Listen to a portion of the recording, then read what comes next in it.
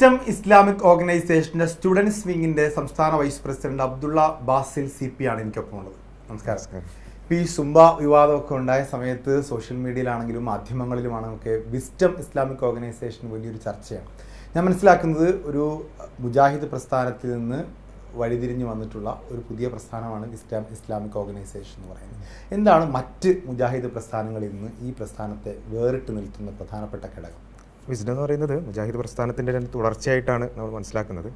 നമുക്ക് അറിയുന്നത് പോലെ പലതരം പിളർപ്പുകളിലൂടെയൊക്കെ മുജാഹിദ് പ്രസ്ഥാനം പോയിട്ടുണ്ട്. അത് ഇപ്പം പ്രധാനമായിട്ടൊരു 3 വഴികളായി മാറിയിരിക്കുകയാണ്. അപ്പം വിസ്ഡം മുന്നോട്ട് വെക്കുന്നത് എന്താ വെച്ചാൽ കുറച്ചുകൂടി ഈ തരത്തിൽ ഇസ്ലാമികമായ മൂല്യങ്ങൾ അത് മുൻകാലത്തുള്ള ആളുകൾ മനസ്സിലാക്കിയതുപോലെ തന്നെ മനസ്സിലാക്കണം എന്ന് പറയുന്ന മൻഹജ് എന്ന് നമ്മൾ പറയും.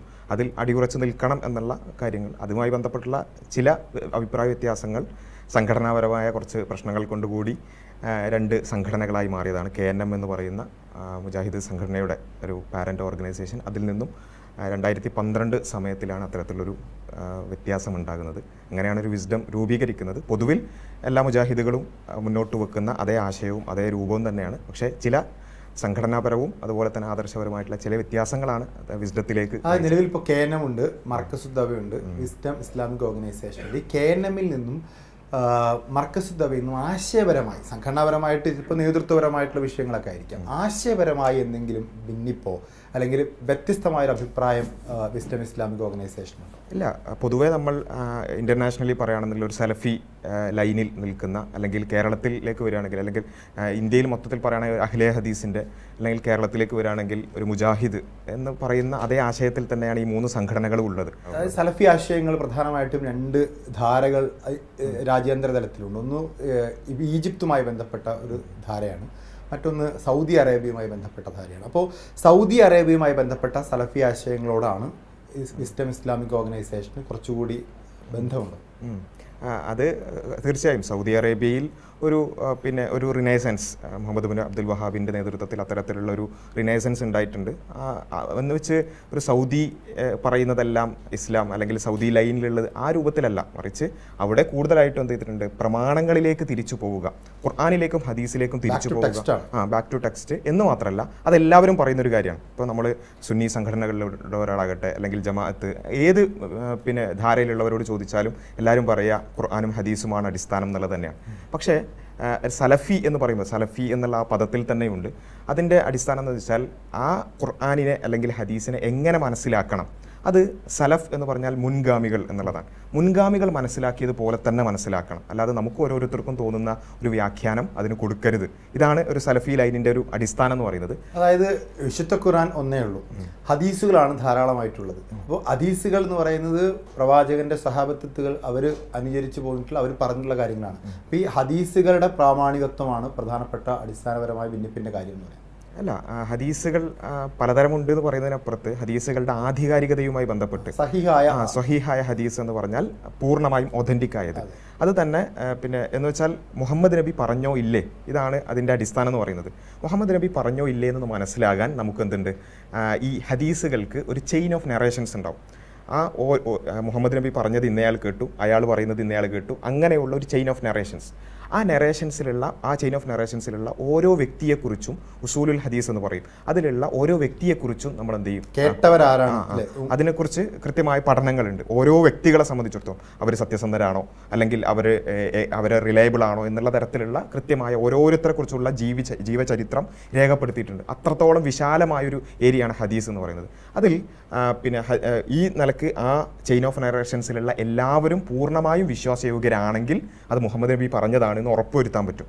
അല്ലാത്ത ചിലപ്പോൾ അതിലേതെങ്കിലും വിശ്വാസയോഗ്യം അല്ലാത്ത ആളുകളുണ്ടെങ്കിൽ അവിടെ ദുർബലത ഉണ്ട് നമ്മൾ പറയും. അല്ലാതെ ഹദീസുകൾ എന്ന് പറയുന്നത് മുഹമ്മദ് നബി പറഞ്ഞിട്ടുണ്ടെങ്കിൽ അത് ദൈവികമാണ് എന്ന് വെച്ചാൽ മുഹമ്മദ് നബിക്ക് വഹി അഥവാ ദിവ്യ ബോധന മുഖേന ലഭിച്ചതാണ് എന്ന് തന്നെയാണ് മുസ്ലിങ്ങൾ പൊതുവെ. ഇപ്പോൾ ബുഖാരി പോലുള്ള മുസ്ലിം പോലുള്ള ഹദീസുകളാണ് പ്രാമാണികമായി കൂടുതൽ എടുക്കുന്നത്. അതിപ്പോൾ സുന്നികളാണെങ്കിലും മറ്റ് മുജാഹിദ് സംഘടനകളാണെങ്കിലും ബുഖാരിയൊക്കെ അടിസ്ഥാനപ്പെടുത്തി തന്നെയാണ്. വിസ്റ്റം ഇസ്ലാമിക് ഓർഗനൈസേഷൻ അതിനെന്തെങ്കിലും അഭിപ്രായ വ്യത്യാസം? ഇല്ല, ഇത് പൊതുവെ എല്ലാവരും അംഗീകരിക്കുന്ന ഒരു കാര്യമാണ്. പ്രമാണങ്ങളുടെ ആധികാരികത അല്ലെങ്കിൽ ഖുർആനിൻ്റെ ആധികാരികത, ഹദീസുകളുടെ ആധികാരികത, ഇതൊക്കെ പൊതുവിൽ എല്ലാവരും അംഗീകരിക്കുന്ന കാര്യമാണ്. ചില ഹദീസുകളുടെ വിഷയത്തിലൊക്കെ അഭിപ്രായ വ്യത്യാസങ്ങൾ ഉണ്ടാവുമെങ്കിലും പൊതുവിൽ എല്ലാവരും ഖുർആനിൻ്റെയും ഹദീസിൻ്റെയും ആധികാരികതയിൽ വിശ്വസിക്കുന്നവർ തന്നെയാണ്. ചില്ലറ വ്യത്യാസങ്ങൾ ഞാൻ സ്വാഭാവികം. ചോദിക്കുന്നത് അതിൻ്റെ ഒരു അടിസ്ഥാനപരമായ ഭിന്നിപ്പിന്റെ ആശയപരമായ ഒരു തലം മനസ്സിലാക്കാൻ വേണ്ടി കൂടിയാണ്. അതായത് വിശുദ്ധ ഖുർആൻ എന്ന് പറയുന്ന ഒരു ഒറ്റ ടെക്സ്റ്റാണ്. ഈ ടെക്സ്റ്റിനപ്പുറത്തേക്കുള്ളത് തിരുസുന്നത്തിന്റെ ഹദീസുമായി ബന്ധപ്പെട്ട ടെക്സ്റ്റുകളാണ്. ഇതിൽ സുന്നി വിശ്വാസ പ്രമാണങ്ങളിൽ നിന്നും മറ്റ് മുജാഹിദ് വിശ്വാസങ്ങളിൽ നിന്നും വിസ്ഡം ഇസ്ലാമിക് ഓർഗനൈസേഷൻ ഈ ഹദീസുകളിൽ എന്തെങ്കിലും വ്യത്യസ്തമായൊരു നിലപാടുണ്ടോ എന്നുള്ളതാണ്. ഇല്ല, അതാണ് ഞാൻ പറഞ്ഞത്. പൊതുവിലുള്ള സലഫി ധാരയോട് ചേർന്ന് തന്നെയാണ് വിസ്ഡം മുന്നോട്ട് പോകുന്നത്. ഈ വിഷയത്തിൽ മാത്രമായൊരു വലിയൊരു വ്യത്യാസമില്ല. പൊതുവിൽ മുജാഹിദ് ധാരയോട് ചേർന്ന് തന്നെയാണ് വിസ്ഡവും പോകുന്നത്. സംഘടനാപരമായ പ്രശ്നം മാത്രമേ ഉള്ളൂ അല്ല, ആശയപരമായി ഞാൻ നേരത്തെ പറഞ്ഞല്ലോ, ഈ തൗഹീദ് എന്നുള്ളതിനെ വിശദീകരിക്കുന്നിടത്ത് പിന്നെ ഒരു 2000-ങ്ങൾക്ക് തൊട്ട് തന്നെ എന്ത് ചെയ്തിട്ടുണ്ട്, മുജാഹിദ് പ്രസ്ഥാനങ്ങൾക്കിടയിൽ ഭിന്നിപ്പുകൾ ഉണ്ടായിട്ടുണ്ട്. തൗഹീദിനെ വിശദീകരിക്കുന്നതിനുള്ള പ്രധാനപ്പെട്ട ഭിന്നിപ്പ് എന്ന് പറയുന്നത് ജിന്നുമായി ബന്ധപ്പെട്ടൊരു വിശ്വാസ പ്രമാണമായിരുന്നു. ജിന്ന് എന്ന് പറയുന്നത് അള്ളാഹുവിന്റെ സൃഷ്ടിയാണെന്നും നമ്മൾ മനുഷ്യർ മറ്റ് ജീവജാലങ്ങളോട് സഹായം തേടുന്നത് പോലെ ജിന്നുകളോടും സഹായം തേടാം എന്നുള്ളതാണ് വിസ്ഡം ഇസ്ലാമിക് ഓർഗനൈസേഷൻ നിലപാട്. അങ്ങനെ ഒരു നിലപാടേ ഇല്ല. കാരണം ജിന്നുകൾ ഉണ്ട് എന്നുള്ളത്, അതായത് ജിന്നുകൾ എന്ന് പറയുന്നത് എല്ലാവരും അംഗീകരിക്കുന്ന ഒരു കാര്യമാണ്. നമുക്ക് കാണാൻ സാധിക്കാത്ത ഒരു തരത്തിൽ സൃഷ്ടികൾ ഇവിടെ ഉണ്ട്. അത് ഖുർആനിലടക്കം ഉള്ളത് കൊണ്ട് തന്നെ എല്ലാവരും അംഗീകരിക്കുന്ന ഒരു കാര്യമാണ്. പക്ഷേ ആ ജിന്നുകൾ അത് ഭൗതികമായി, അതായത് നമ്മുടെ ഭൗതിക പ്രപഞ്ചത്തിൽ കാര്യകാരണങ്ങൾ നമ്മൾ പറയും. അതായത് നമ്മൾ തൗഹീദിൻ്റെ അടിസ്ഥാനം എന്താണെന്ന് വെച്ചാൽ, ഏകദൈവ വിശ്വാസത്തിൻ്റെ അടിസ്ഥാനം എന്താണെന്ന് ചോദിച്ചാൽ, ഈ പ്രാപഞ്ചികമായി ഈ പ്രപഞ്ചം എങ്ങനെ വർക്ക് ചെയ്യണം എന്നുള്ളതിന് ദൈവം ഒരു കാരണങ്ങൾ നിശ്ചയിച്ചിട്ടുണ്ട്. കാര്യകാരണ ബന്ധം എന്ന് പറയും. ആ കാര്യകാരണങ്ങളിലൂടെയാണ് ഈ പ്രപഞ്ചം മുന്നോട്ട് പോകുന്നത്. ആ കാര്യകാരണങ്ങളിലൂടെയാണ് എല്ലാ കാര്യങ്ങളും നടക്കുന്നത്. അതിനപ്പുറത്തേക്ക് ഇടപെടാൻ ദൈവത്തിനല്ലാതെ ആർക്കും സാധ്യമല്ല. അത് ജിന്നിനോ മലക്കിനോ മനുഷ്യനോ ആൾദൈവങ്ങൾക്കോ അല്ലെങ്കിൽ പ്രതിഷ്ഠകൾക്കോ പ്രവാചകന്മാർക്കോ മുഹമ്മദ് നബിക്കോ പോലും ഈ കാര്യകാരണങ്ങൾക്ക് അപ്പുറത്തേക്ക് ഇടപെടാൻ സാധിക്കില്ല. ഇതാണ് അവിടെ ആ ജിന്നിന്റെ പൊസിഷൻ എവിടെ നിൽക്കുന്നു എന്നുള്ളത് മാത്രമാണ് എന്ത് ചെയ്തിട്ടുള്ളത് മുജാഹിദ് സംഘടനകൾക്ക്. അതിൽ ചില ആളുകൾ പറയും അത് അഭൗതികമാണ് എന്ന് വെച്ചാൽ ഈ കാര്യകാരണങ്ങളുടെ പുറത്താണെന്ന് പറയും. അല്ല, ഉള്ളിൽ തന്നെയാണെന്ന് പറയും. അപ്പോൾ ഉള്ളിലാണെങ്കിൽ സഹായം തേടാം. ഇപ്പോൾ ഉദാഹരണം പറഞ്ഞാൽ നേരത്തേക്ക് ജിന്നുകളുടെമായി ബന്ധപ്പെട്ട ചികിത്സകൾ പോലും വിസ്ഡം ഇസ്ലാമിക് ഓർഗനൈസേഷൻ മുന്നോട്ട് വെച്ചിരുന്നു. അത്തരം ആശയങ്ങൾ ഇപ്പോഴും നിലനിൽക്കുന്നുണ്ട്. ഈ ജിന്നുകളോട് ആ രീതിയിൽ ചികിത്സാ സഹായം ഉൾപ്പെടെ തേടിക്കൊണ്ട് തന്നെ ജീവിക്കാം എന്നുള്ള ഇതിൽ ഈ ജിന്നുകളോട് സഹായം തേടാമെന്ന് വാദിച്ചത് കൊണ്ടാണ് വിസ്ഡം ഉണ്ടായത് എന്നുള്ളതൊക്കെ പൊതുവിൽ പല ആളുകളും പറഞ്ഞു വരുന്ന ഒരു കാര്യമാണ്. പക്ഷേ അതെ, അതിൽ പൂർണ്ണമായ ക്ലാരിറ്റിയിൽ പറയാൻ പറ്റും. വിസ്ഡവുമായി ബന്ധപ്പെട്ടുകൊണ്ടോ അല്ലെങ്കിൽ മുജാഹിദ് സംഘടന ഈ കേരളത്തിലുള്ള ഒരു പണ്ഡിതൻ പോലും ജിന്നുകളോട് സഹായം തേടാമെന്നോ അല്ലെങ്കിൽ തേടിക്കോളൂ എന്നോ തേടിയാൽ പ്രശ്നമില്ല എന്നോ പറഞ്ഞ ഒരു വരി പോലും കാണിക്കാൻ സാധ്യമല്ല. അപ്പൊ അതൊരു ആരോപണമായിട്ട് വന്നിട്ടുണ്ട്. എക്സിസ്റ്റൻസിനെ ഈ ഭൂമിയിലെ പടപ്പുകളുമായി, പടച്ചവനും പടപ്പുകൾക്കും ഇടയിൽ ഈ ജിന്നിന്റെ എക്സിസ്റ്റൻസിൽ പടപ്പുകളും ജിന്നും തമ്മിലൊരു ബന്ധം എന്തായിരിക്കും? അത് അവിടെയാണ് ഞാൻ നേരത്തെ പറഞ്ഞത്, സഹായം തേടാമെന്ന് പറഞ്ഞിട്ടില്ല. അപ്പം ഈ വിസ്ഡവുമായി ബന്ധപ്പെട്ടുകൊണ്ടും അല്ലെങ്കിൽ ആ രൂപത്തിലുള്ള ആളുകൾ പറയുന്നൊരു കാര്യം എന്താ വെച്ചാൽ, ഈ പ്രാപഞ്ചികമായ കാര്യകാരണങ്ങളുടെ ഉള്ളിൽ തന്നെയാണ് ജിന്നും മറ്റെല്ലാ സൃഷ്ടികളെയും പോലെ. അതല്ല എന്ന് പറയുന്ന അത് വേറൊരു ആലമുൽ ഗൈബിൽപ്പെട്ട വളരെ ചെറിയ ഉദാഹരണം പറഞ്ഞാൽ, ഒരു ഡോക്ടറെ അടുത്ത് പോയി നമ്മൾ ചികിത്സ തേടുന്നു. അത് ആ ചികിത്സ ഒരു സഹായം തേടൽ തന്നെയാണല്ലോ. ആ സഹായം എന്ന് പറയുന്നത് പടപ്പുകൾ തമ്മിലുള്ള ഒരു അഡ്ജസ്റ്റ്മെന്റ് ആണ്. അതുപോലെ നമുക്ക് ജിന്നിനോടും ചില കാര്യങ്ങളൊക്കെ ചോദിച്ച് അങ്ങനെ പറ്റില്ല, ചില ഇടപെടലാവാം. ഇല്ല, പറ്റില്ല എന്നുള്ളത് തന്നെയാണ് നമ്മൾ സ്ഥിരമായി പറഞ്ഞുകൊണ്ട് തന്നെയാണ് KNM-ഉം മർക്കസ് ദവയൊക്കെ പറഞ്ഞുകൊണ്ടിരിക്കുന്നത്. അവിടെയുള്ള വ്യത്യാസം എന്താണെന്ന് ചോദിച്ചാൽ, ഈ മനുഷ്യനെ പോലെയല്ല ജിന്ന്. നമുക്കിപ്പോൾ മുസ്ലിങ്ങളുടെ വിശ്വാസം നമ്മുടെ ചുറ്റും ജിന്നുകൾ എന്ന് പറയുന്ന സൃഷ്ടി ഉണ്ട് എന്നാണ്. പക്ഷേ മനുഷ്യനായ താങ്കൾ ഇവിടെ ഉണ്ട് എന്നുള്ളത് എനിക്ക് കാണാൻ സാധിക്കും. താങ്കളുടെ കഴിവെന്താണെന്ന് എനിക്ക് അറിയാൻ പറ്റും. പക്ഷേ ജിന്നുകൾ അദൃശ്യമാണ്. അതുകൊണ്ട് തന്നെ അവരെവിടെ ഉണ്ട്, അവരുടെ കഴിവെന്താണ്, ഇതിനെക്കുറിച്ചൊന്നും ഒരു ധാരണയും നമുക്കില്ല. അത് ദൈവികമായി വന്നിട്ടുള്ള വെളിപാടുകളിലൂടെ മനസ്സിലായ വളരെ കുറച്ച് ധാരണയല്ലാതെ നമുക്കില്ല. അതുകൊണ്ട് എവിടെയാണ് ഒരു തർക്കം വരുന്നതുമായിട്ടുള്ള വിഷയത്തിൽ വിസ്ഡം ഇസ്ലാമിക് ഓർഗനൈസേഷനും KNM-ഉം മർക്കസ് ദവയും തമ്മിലുള്ള ഒരു തർക്കം വരുന്നത് എവിടെയാണ്? അതിന്റെ അടിസ്ഥാനം എന്ന് പറയുന്നത് വളരെ സിമ്പിളാണ്. ഈ പ്രാപഞ്ചിക വ്യവസ്ഥക്കുള്ളിലാണ് ജിന്ന് എന്ന് വിസ്ഡവും അല്ല എന്ന് KNM മുമ്പ് 2002 ആ സമയത്ത് എന്താ ഉദ്ദേശിക്കുന്നത്? ഈ പ്രാപഞ്ചികമായ വ്യവസ്ഥക്കുള്ളിൽ പുറത്ത് എന്നുള്ളതാണ് അഭൗതികം. ക്ലാരിറ്റി കുറവുണ്ട്. അത് അതിന്റെ ഒരു എപ്പിസ്റ്റമോളജിക്കൽ ആയിട്ടുള്ള കാര്യം പറഞ്ഞാൽ എന്താണ് പ്രാപഞ്ചികമായ ഉള്ളിലായാലും പുറത്തായാലും വ്യത്യാസം? കുറച്ചുകൂടി സിമ്പിളായിട്ട് പറയുകയാണെങ്കിൽ, ഇപ്പോൾ ഇവിടെയുള്ള പിന്നെ പല സുന്നി വിശ്വാസക്കാരായ ആളുകൾ അവർ മഹാന്മാർ നമ്മളെ സഹായിക്കും എന്ന് വിശ്വസിക്കുന്നു. മുജാഹിദുകൾ അങ്ങനെ പൊതുവിൽ എന്ത് ചെയ്യാറില്ല, അങ്ങനെ വിശ്വസിക്കാറില്ല. ദൈവം മാത്രമാണ് നമ്മളെ ആ നിലക്ക് സഹായിക്കുകയും ഉപദ്രവിക്കാനൊക്കെ ഉള്ള കഴിവ് ദൈവത്തിന് മാത്രമാണ്. പ്രാപഞ്ച വ്യവസ്ഥക്ക് പുറത്തുനിന്നുണ്ട്. അല്ലാതെ നിങ്ങൾക്കും എനിക്കും ഒക്കെ അങ്ങോട്ടും ഇങ്ങോട്ടും ഉപദ്രവിക്കാനും സഹായിക്കാനും പറ്റും. പക്ഷേ പല അതായത് ഈ പ്രാപഞ്ചിക വ്യവസ്ഥയ്ക്ക് അകത്തുള്ള ജിന്നുകൾക്ക് മനുഷ്യനെ സഹായിക്കാൻ പറ്റും എന്നുള്ളതാണ് വിസ്ഡം ഇസ്ലാമിക് ഓർഗനൈസേഷൻ. ആ സഹായം ചോദിക്കാതെ അല്ല, ചോദിക്കാൻ പാടില്ല.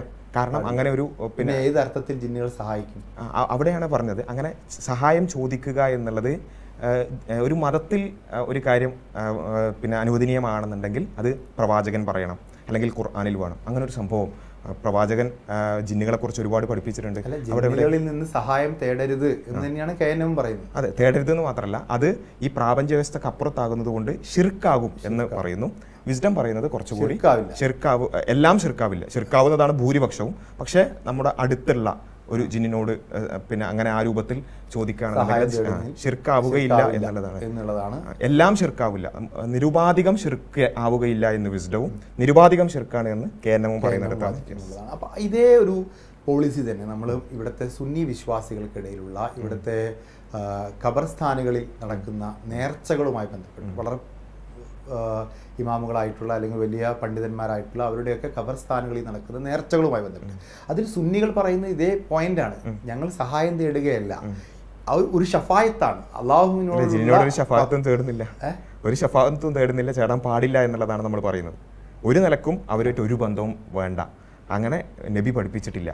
എന്നാൽ ഇവിടെയുള്ള സമസ്തക്കാരായിട്ടുള്ള ആളുകൾ അവർ പറയുന്നത് കുറച്ചുകൂടി അങ്ങനെ തേടാം, അല്ലെങ്കിൽ അവരോട് ദൈവത്തിലേക്ക് അടുപ്പിക്കാൻ വേണ്ടി അവരെ ഉപയോഗിക്കാം. അങ്ങനെ നമ്മൾ പറയുന്നില്ല. ജിന്നിനോട് അടുപ്പിക്കാനോ അകൽക്കാനോ ഒരു നിലക്കും ജിന്നിനോട് ഒരു ബന്ധവും പാടില്ല.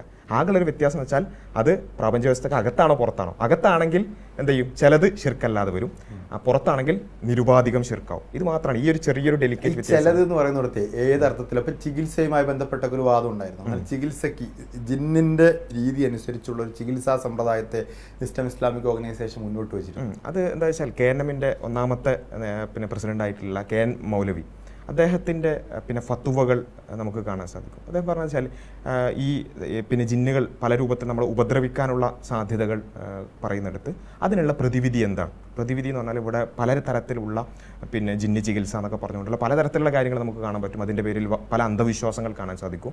അപ്പോൾ അതിനെയൊക്കെ എതിർത്തുകൊണ്ട് മുജാഹിദുകൾ ഇവിടെ സമൂഹത്തിൽ പറഞ്ഞൊരു കാര്യം എന്താ വെച്ചാൽ ഇങ്ങനെയുള്ള അന്ധവിശ്വാസങ്ങൾക്കൊന്നും നമ്മൾ പോകാൻ പാടില്ല. അത് ഒരു വേള നമ്മളെ ബഹുദൈവ വിശ്വാസത്തിലേക്ക് അടക്കം എത്തിക്കും. അതിന് പകരം നമുക്ക് ചെയ്യാൻ സാധിക്കുന്നത് ഇങ്ങനെ വല്ല ഉപദ്രവവും, അതായത് നമുക്ക് മെഡിക്കൽ ആയിട്ടുള്ള ഒരു ആ നിലക്ക് മനസ്സിലാകാത്ത കാര്യങ്ങളാണ്, അത്തരത്തിലുള്ള വല്ല പ്രയാസവും നമുക്ക് തോന്നുന്നുണ്ടെങ്കിൽ, അങ്ങനെ വല്ല പ്രയാസങ്ങളും ഉണ്ട് എന്ന് നമുക്ക് തോന്നുന്ന അവസരങ്ങളിൽ നമ്മൾ ചെയ്യേണ്ടത് ഖുർആനിൽ പറഞ്ഞ പ്രാർത്ഥനകൾ, ഹദീസിൽ പറഞ്ഞ പ്രാർത്ഥനകൾ എന്നിവ ഉപയോഗിച്ചുകൊണ്ട് നമ്മൾ ആ പ്രാർത്ഥിക്കുക. അപ്പോൾ പടച്ചവൻ നമ്മളെ സഹായിക്കും.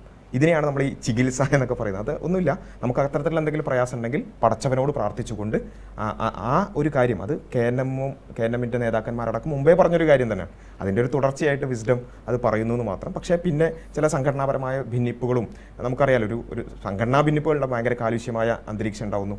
ഇങ്ങനെ ഈ പറഞ്ഞതുപോലെ ജിന്നിനോട് സഹായം തേടാന്ന് പറയുന്നവർ, ജിന്ന് ചികിത്സ കൊണ്ടുവരുന്നവർ എന്നൊക്കെ പറഞ്ഞുകൊണ്ടുള്ള പലതരത്തിലുള്ള ആരോപണങ്ങൾ ഉണ്ടാകും. അതിൻ്റെ ഭാഗമായിട്ടാണ് അതിങ്ങനെ ഒരു എന്താ പറയുക എക്സാജറേറ്റ് ചെയ്ത് അത്തരത്തിലുള്ള കാര്യങ്ങൾ. കേരളത്തിൽ ഈ നടന്നു വരുന്ന നേർച്ചകളോടും അതൊക്കെ മുജാഹിദ് പ്രസ്ഥാനങ്ങൾക്ക് ആകെ എതിർപ്പുണ്ട്, KNMനും എതിർപ്പുണ്ട്. ഞാൻ ചോദിക്കുന്നത്, ഏതു കാലഘട്ടത്തിലും ഏത് സംസ്കാരത്തിലും ഒരു മതം പ്രചരിപ്പിക്കപ്പെടുകയോ വിശ്വസിക്കപ്പെടുകയോ ചെയ്യുമ്പോൾ ആ കാലഘട്ടത്തിൻ്റെയും ആ സംസ്കാരത്തിൻ്റെയും ചില കൂടിച്ചേരലുകൾ, അത് ഈ നേരത്തെ പറഞ്ഞ തൗഹീദിന് വിഭിന്നമല്ല എങ്കിൽ, തൗഹീദിന് നേർ വിപരീതമല്ല എങ്കിൽ അത് സ്വീകരിക്കപ്പെടേണ്ടതല്ലേ? അത് ഇസ്ലാമിൻ്റെ അടിസ്ഥാനം തന്നെയാണത്. അതായത് ഒരു സമൂഹത്തിൽ നമ്മൾ ജീവിക്കുമ്പോൾ ആ സമൂഹത്തിൻ്റെതായ ആദാത്തുകൾ, പലതരത്തിലുള്ള പൊതുവായ കാര്യങ്ങൾ നമ്മൾ സ്വീകരിക്കുക, ആ കൾച്ചറിൻ്റെ ഭാഗമായിട്ട് മതവിരുദ്ധമല്ലാത്ത കാര്യങ്ങൾ സ്വീകരിക്കുക എന്നുള്ളത് ഇസ്ലാമിൻ്റെ ഭാഗം തന്നെയാണ്. ഇസ്ലാം പഠിപ്പിച്ചിട്ടുള്ള ഒരു കാര്യം തന്നെയാണ്. അതുകൊണ്ടിപ്പോൾ നമ്മൾ ഇവിടെ ഞാനിപ്പോൾ ഡ്രസ്സ് ഇട്ടിട്ടുള്ളത് ഇവിടെ സാധാരണ താങ്കൾ ധരിക്കുന്നത് പോലെയുള്ള ഡ്രസ്സാണ് ഇട്ടിട്ടുള്ളത്. എനിക്ക് പിന്നെ ഇസ്ലാമിൻ്റെ ഡ്രസ്സ് എന്ന് പറഞ്ഞിട്ട് സൗദിയിലോ അല്ലെങ്കിൽ പണ്ട് മക്കത്ത് ധരിച്ച അതേ ഡ്രസ്സ് ഇടണമെന്ന് നമ്മളാരും വിശ്വസിക്കുന്നില്ലല്ലോ. അപ്പോൾ അത്തരത്തിലുള്ള എല്ലാ കാര്യങ്ങളെയും ഉൾക്കൊണ്ടുകൊണ്ട് തന്നെയാണ് മുസ്ലിങ്ങൾ ഇവിടെ ജീവിക്കുന്നത്. പക്ഷേ വ്യത്യാസമുള്ള എന്താ വെച്ചാൽ ചില കാര്യങ്ങളിൽ വിശ്വാസപരമായി നമുക്ക് യോജിക്കാൻ പറ്റാത്ത മേഖലകൾ ഉണ്ടാകും. അതിൽ ഈ പറഞ്ഞതൊരു ബഹുദൈവ ആരാധനയുടെ എലമെൻറ്റുകൾ വരുമ്പോൾ, അല്ലെങ്കിൽ നമ്മൾ വിശ്വസിക്കുന്ന ഇസ്ലാമികപരമായി വിശ്വസിക്കുന്ന ഏറ്റവും അടിസ്ഥാനപരമായ കാര്യങ്ങളോട് വിയോജിപ്പുകൾ വരുന്ന, കൾച്ചറലി തന്നെ വിയോജിപ്പുകൾ ഉണ്ടാകുന്ന കാര്യങ്ങൾ, അവിടെ നമ്മൾ എന്ത് ചെയ്യുന്നു, ആ കാര്യങ്ങളോട് മാത്രം വിട്ടുനിൽക്കുന്നു. എന്ന് വെച്ച് സമൂഹത്തിൽ നിന്ന് മാറി നിന്നുകൊണ്ട് ജീവിക്കാം. അങ്ങനെയാണെങ്കിൽ ഇത്തരം ഒരു സൗഹാർദ്ദപരമായ സാംസ്കാരിക സങ്കലനം അനുവദിക്കപ്പെടുന്നുണ്ട് എങ്കിൽ നേർച്ചകൾ എന്ന് പറയുന്നത് കേരളത്തിന്റെ സാംസ്കാരിക പശ്ചാത്തലത്തിൽ നടന്നിരുന്ന ഉത്സവങ്ങളോടൊക്കെ ചേർന്ന് നിൽക്കുന്ന ഒരു സംഭവമാണ്. മറ്റ് ക്ഷേത്രങ്ങളിലൊക്കെ നടക്കുന്ന ഉത്സവവുമായി ബന്ധപ്പെട്ട് പുറത്തൊക്കെ നടക്കുന്ന ഉത്സവങ്ങളുമായി ബന്ധപ്പെട്ടതാണ്. അതേ സമസ്തയും സുന്നിയും ഒക്കെ ലാ ഇലാഹ ഇല്ലല്ലാഹ് എന്ന് പറയുന്ന തൗഹീദിനെ മുറുകെ പിടിക്കുന്നവരുമാണ്. അപ്പോൾ ഇസ്ലാമിൻ്റെ അടിസ്ഥാന പ്രമാണമായിട്ടുള്ള തൗഹീദോ ഏകദൈവ വിശ്വാസമോ പ്രവാചക വിശ്വാസമോ സക്കാത്തോ നബിചര്യയോ ആ ഒരു 5 ബിംബങ്ങളുണ്ടല്ലോ, 5 അടിസ്ഥാന ബിംബങ്ങൾ, ഇതിൽ നിന്ന് വ്യതിചലിക്കാതെ നേർച്ച നടത്തുന്നതിനോ എന്തിനാണ് മുജാഹിദ് പ്രസ്ഥാനങ്ങൾ അല്ലെങ്കിൽ വിസ്ഡം ഇസ്ലാമിക് ഓർഗനൈസേഷൻ എതിർക്കുന്നത്? മുജാഹിദുകൾ അതിനെ എതിർക്കാനുള്ള കാരണം ഏറ്റവും അടിസ്ഥാനപരമായി പറഞ്ഞ തൗഹീദുമായി ബന്ധപ്പെട്ടുകൊണ്ട് തന്നെയാണ്. പലപ്പോഴും ദർഗകളുമായി ബന്ധപ്പെട്ടുകൊണ്ട് ഖബറുകളുമായി ബന്ധപ്പെട്ടുകൊണ്ടാണ് ഇത്തരം കാര്യങ്ങൾ ഉണ്ടാകുന്നത്. അവിടെ എന്തിൻ്റെ പേരിലാണ് നേർച്ചകൾ സംഭവിക്കുന്നത്? ഏതെങ്കിലും ഒരു മഹാന് ഉള്ള നേർച്ചയാണ്. ഇസ്ലാമിൻ്റെ ഏറ്റവും അടിസ്ഥാനപരമായ വിശ്വാസമാണ് ആരാധനയുടെ ഭാഗമായ ഒന്നും ദൈവത്തിനല്ലാതെ കൊടുക്കാൻ പാടില്ല. പ്രാർത്ഥനയാകട്ടെ, നേർച്ചകളാകട്ടെ, വഴിപാടുകളാകട്ടെ. സമസ്ത ആ കാര്യത്തിൽ കുറച്ചുകൂടി വിശദീകരണമായി വന്നിട്ടുണ്ട്. അവർ പറയുന്നത് അവിടെ ഒരു ആരാധന എന്ന് പറയുന്ന രീതിയിൽ അവിടെ സുജൂദ് ചെയ്തുകൊണ്ട് അങ്ങനെ ഒരു ആരാധനാ സമ്പ്രദായം ഇല്ല. അല്ല, സുജൂദ് മാത്രമല്ല ആരാധന എന്ന് പറയുന്നത്. ഒരു നേർച്ച നമ്മൾ പടച്ചവനല്ലാതെ കൊടുക്കുന്നുണ്ടെങ്കിൽ അത് ആരാധനയാണ്. ഒരു പ്രാർത്ഥന നമ്മുടെ മനസ്സിൽ നിന്ന് ഇപ്പോൾ പുറത്തുനിന്ന് പ്രാർത്ഥിക്കുന്നത് അള്ളാഹുവിനോടാണ് ആ പ്രാർത്ഥന. അതിൽ ഒരു ഇടനിലയായിട്ടോ അല്ലെങ്കിൽ അങ്ങനെ ഒരു ഇടനിലക്കാരൻ മാതൃകയിലാണ് പ്രാർത്ഥന നേരിട്ട് അള്ളാഹുവിനോടാണെന്നാണ് സമസ്ത പറയുന്നത്. അവിടെയാണ് അടിസ്ഥാനപരമായി വിയോജിപ്പുള്ളത്. ദൈവമാണ് നമ്മോട് ഏറ്റവും അടുത്തവൻ എന്നുള്ളതാണ് ഇസ്ലാമിക വിശ്വാസം എന്ന് പറയുന്നത്. നമ്മളോട് ഏറ്റവും, നമ്മുടെ അറിവ് മുഖേന നമ്മളെ ഏറ്റവും അറിയുന്നവൻ പിന്നെ ദൈവമാണ്. ഇപ്പോൾ രഞ്ജിത്ത് എന്ന് പറയുന്ന സുഹൃത്തിനെ വേറൊരാൾ പരിചയപ്പെടുത്തുക, രഞ്ജിത്ത് എന്ന് പറയുന്ന ഒരു വ്യക്തിയുണ്ട്, ഇയാൾക്ക് ഇന്ന പ്രയാസം ഉണ്ട് എന്ന് പരിചയപ്പെടുത്തി കൊടുക്കാൻ മാത്രമുള്ള അകലം താങ്കളും ദൈവവും തമ്മിലില്ല. താങ്കളോട് അത്രയും അകലം എന്ന് പറയുന്നത് ഇപ്പോൾ അള്ളാഹു അദ്ദേഹത്തിന്റെ സന്ദേശം പ്രവാചകനിലൂടെയും പ്രവാചകൻ തന്നെ പറഞ്ഞിട്ടുണ്ട്, എന്നെ നക്ഷത്രങ്ങൾ കണക്ക് എന്നെ കാണാൻ സാധിക്കുന്നില്ലെങ്കിൽ ആ വഴിയിൽ എൻ്റെ സ്വഹാബത്വത്തോട് ചോദിക്കാം എന്ന് പറയുന്നുണ്ട്. അപ്പോൾ അതിന് കഴിഞ്ഞ് സ്വഹാബത്വത്തിൽ ഈ തിരുസുന്നത്തിലോ വിശുദ്ധ ഖുറാനിലോ ഇല്ലാത്ത കാര്യങ്ങൾ ഇത്തിഹാദിലൂടെ ഗവേഷണത്തിലൂടെ കണ്ടെത്തിയ മദ്ഹബുകളുടെ ഉണ്ട്. അപ്പോൾ അത്തരത്തിലുള്ള അന്വേഷണങ്ങൾക്കൊക്കെ സാധ്യതകളുണ്ട് ഇസ്ലാമിൽ. ഈ അന്വേഷണങ്ങളും പഠനങ്ങളും ഗവേഷണങ്ങളും തീർച്ചയായും ഉണ്ട്.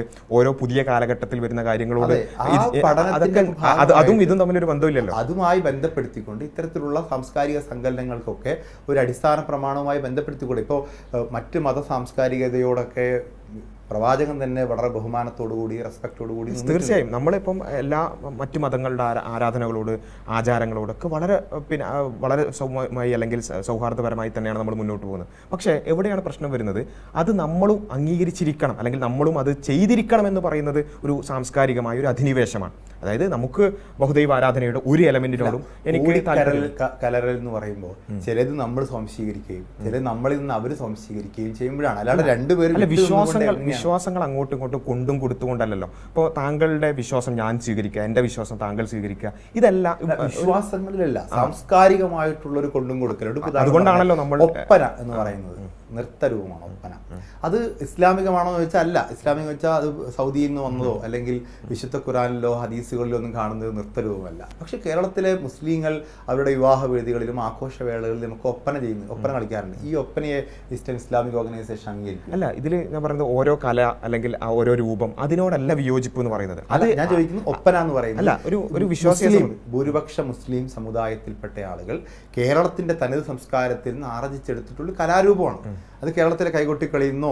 ഒക്കെ ആയിരിക്കാം അത് വന്നിട്ടുണ്ടായിരിക്കുക. പക്ഷെ അത് മുസ്ലിം കൾച്ചറുമായി ബന്ധപ്പെട്ടതാണ്. അപ്പം അതിനെ അംഗീകരിക്കുന്നുണ്ടോ? ഇവിടെയുള്ള ഒരു വിഷയം എന്താ വെച്ചാൽ ഇവിടെ ഓൾറെഡി എക്സിസ്റ്റിംഗ് ആയിട്ടുള്ള ഒരു കൾച്ചർ ഇവിടെ ഉണ്ട്. അതോടൊപ്പം തന്നെ മുസ്ലിങ്ങൾക്ക് അവരുടെ മതവിശ്വാസവും ഉണ്ട്.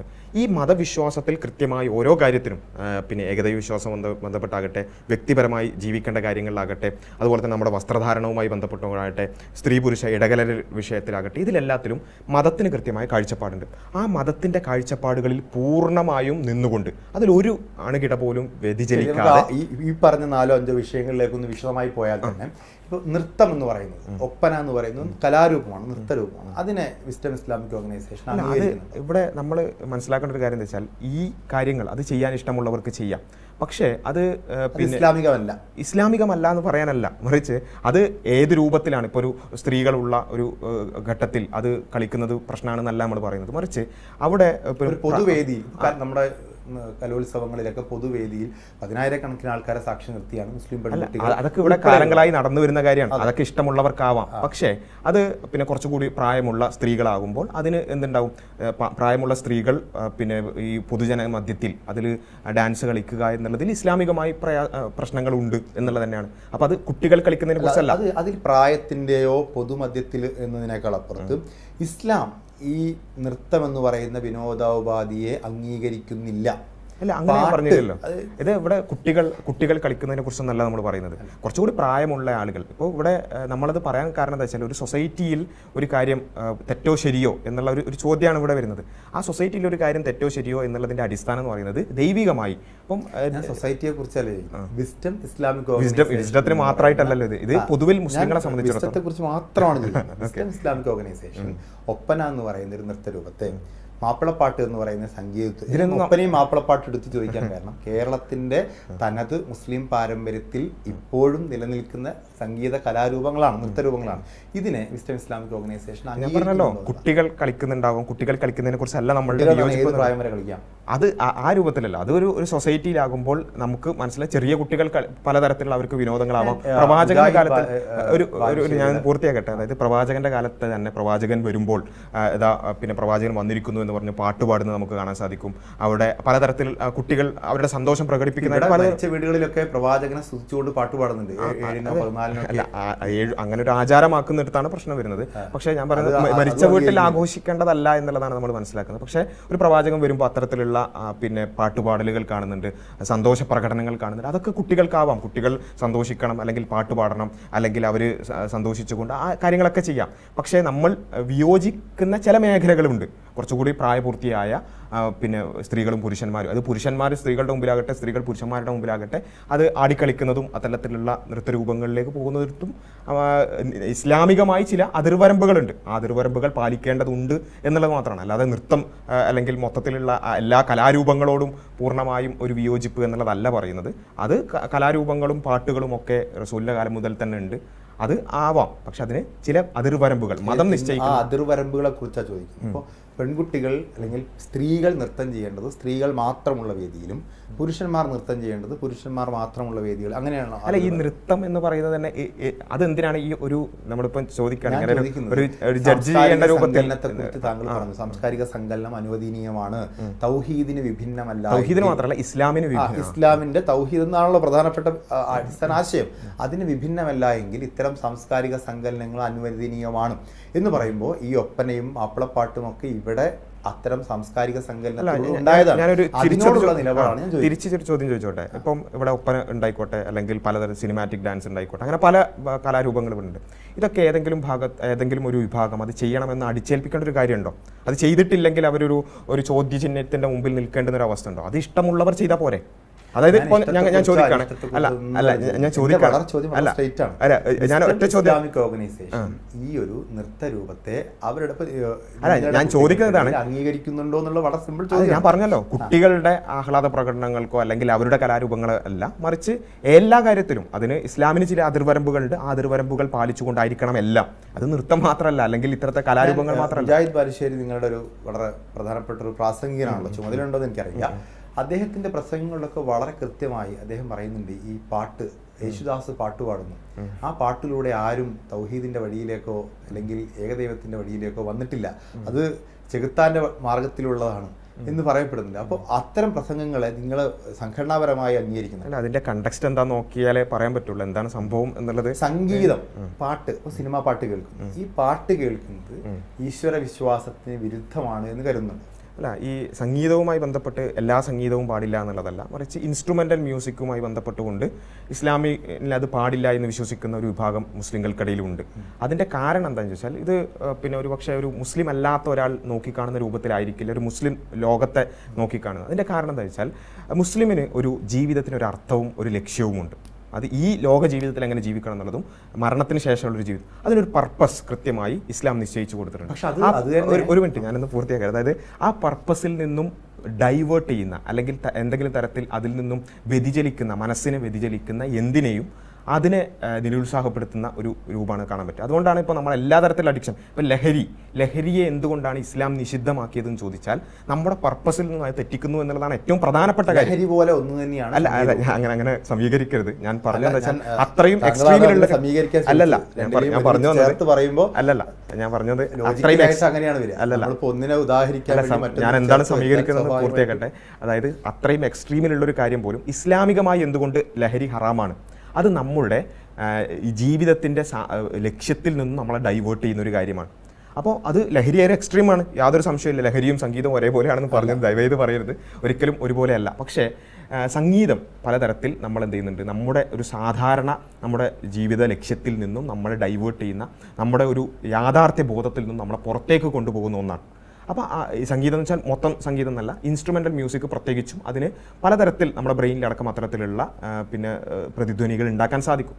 അപ്പോൾ അങ്ങനെ നമ്മുടെ ഒരു ആത്മീയമായ ബോധ്യത്തിൽ നിന്ന് നമ്മളെ വേറൊരു കൾച്ചറിലേക്ക് കൊണ്ടുപോകും. ഒരു കൾച്ചറലി നമ്മളെ കൊണ്ടുപോകാം. അതേപോലെ തന്നെ നമ്മുടെ ഒരു യാഥാർത്ഥ്യ ബോധത്തിൽ നിന്ന് പുറത്തേക്ക് കൊണ്ടുപോകും. അതാണ് ഏറ്റവും പ്രധാനം. അത് നമ്മളിപ്പം ഞാൻ ഇപ്പോൾ ജീവിക്കുന്ന ഒരു വഴിയിൽ നിന്ന് നമ്മൾ വിട്ടുപോകാൻ ഒരു റിയാലിറ്റിയിൽ നിന്ന്, ഞാനിപ്പോൾ എൻ്റെ ജോലി, എൻ്റെ കുടുംബം, അതുമായിട്ട് ബന്ധപ്പെട്ടുള്ള ഒരു റിയാലിറ്റിയിലാണ് ഞാൻ ജീവിക്കുന്നത്. ഒരു പാട്ട് കേട്ട് അല്ലെങ്കിൽ അത്തരത്തിലൊരു DJ പാർട്ടിയിൽ പോയി ഞാൻ ആ റിയാലിറ്റിയിൽ നിന്നും കുറച്ച് നേരത്തേക്ക് അതിൽ നിന്നും പുറത്തേക്ക് കടക്കാൻ ശ്രമിക്കുകയാണ്.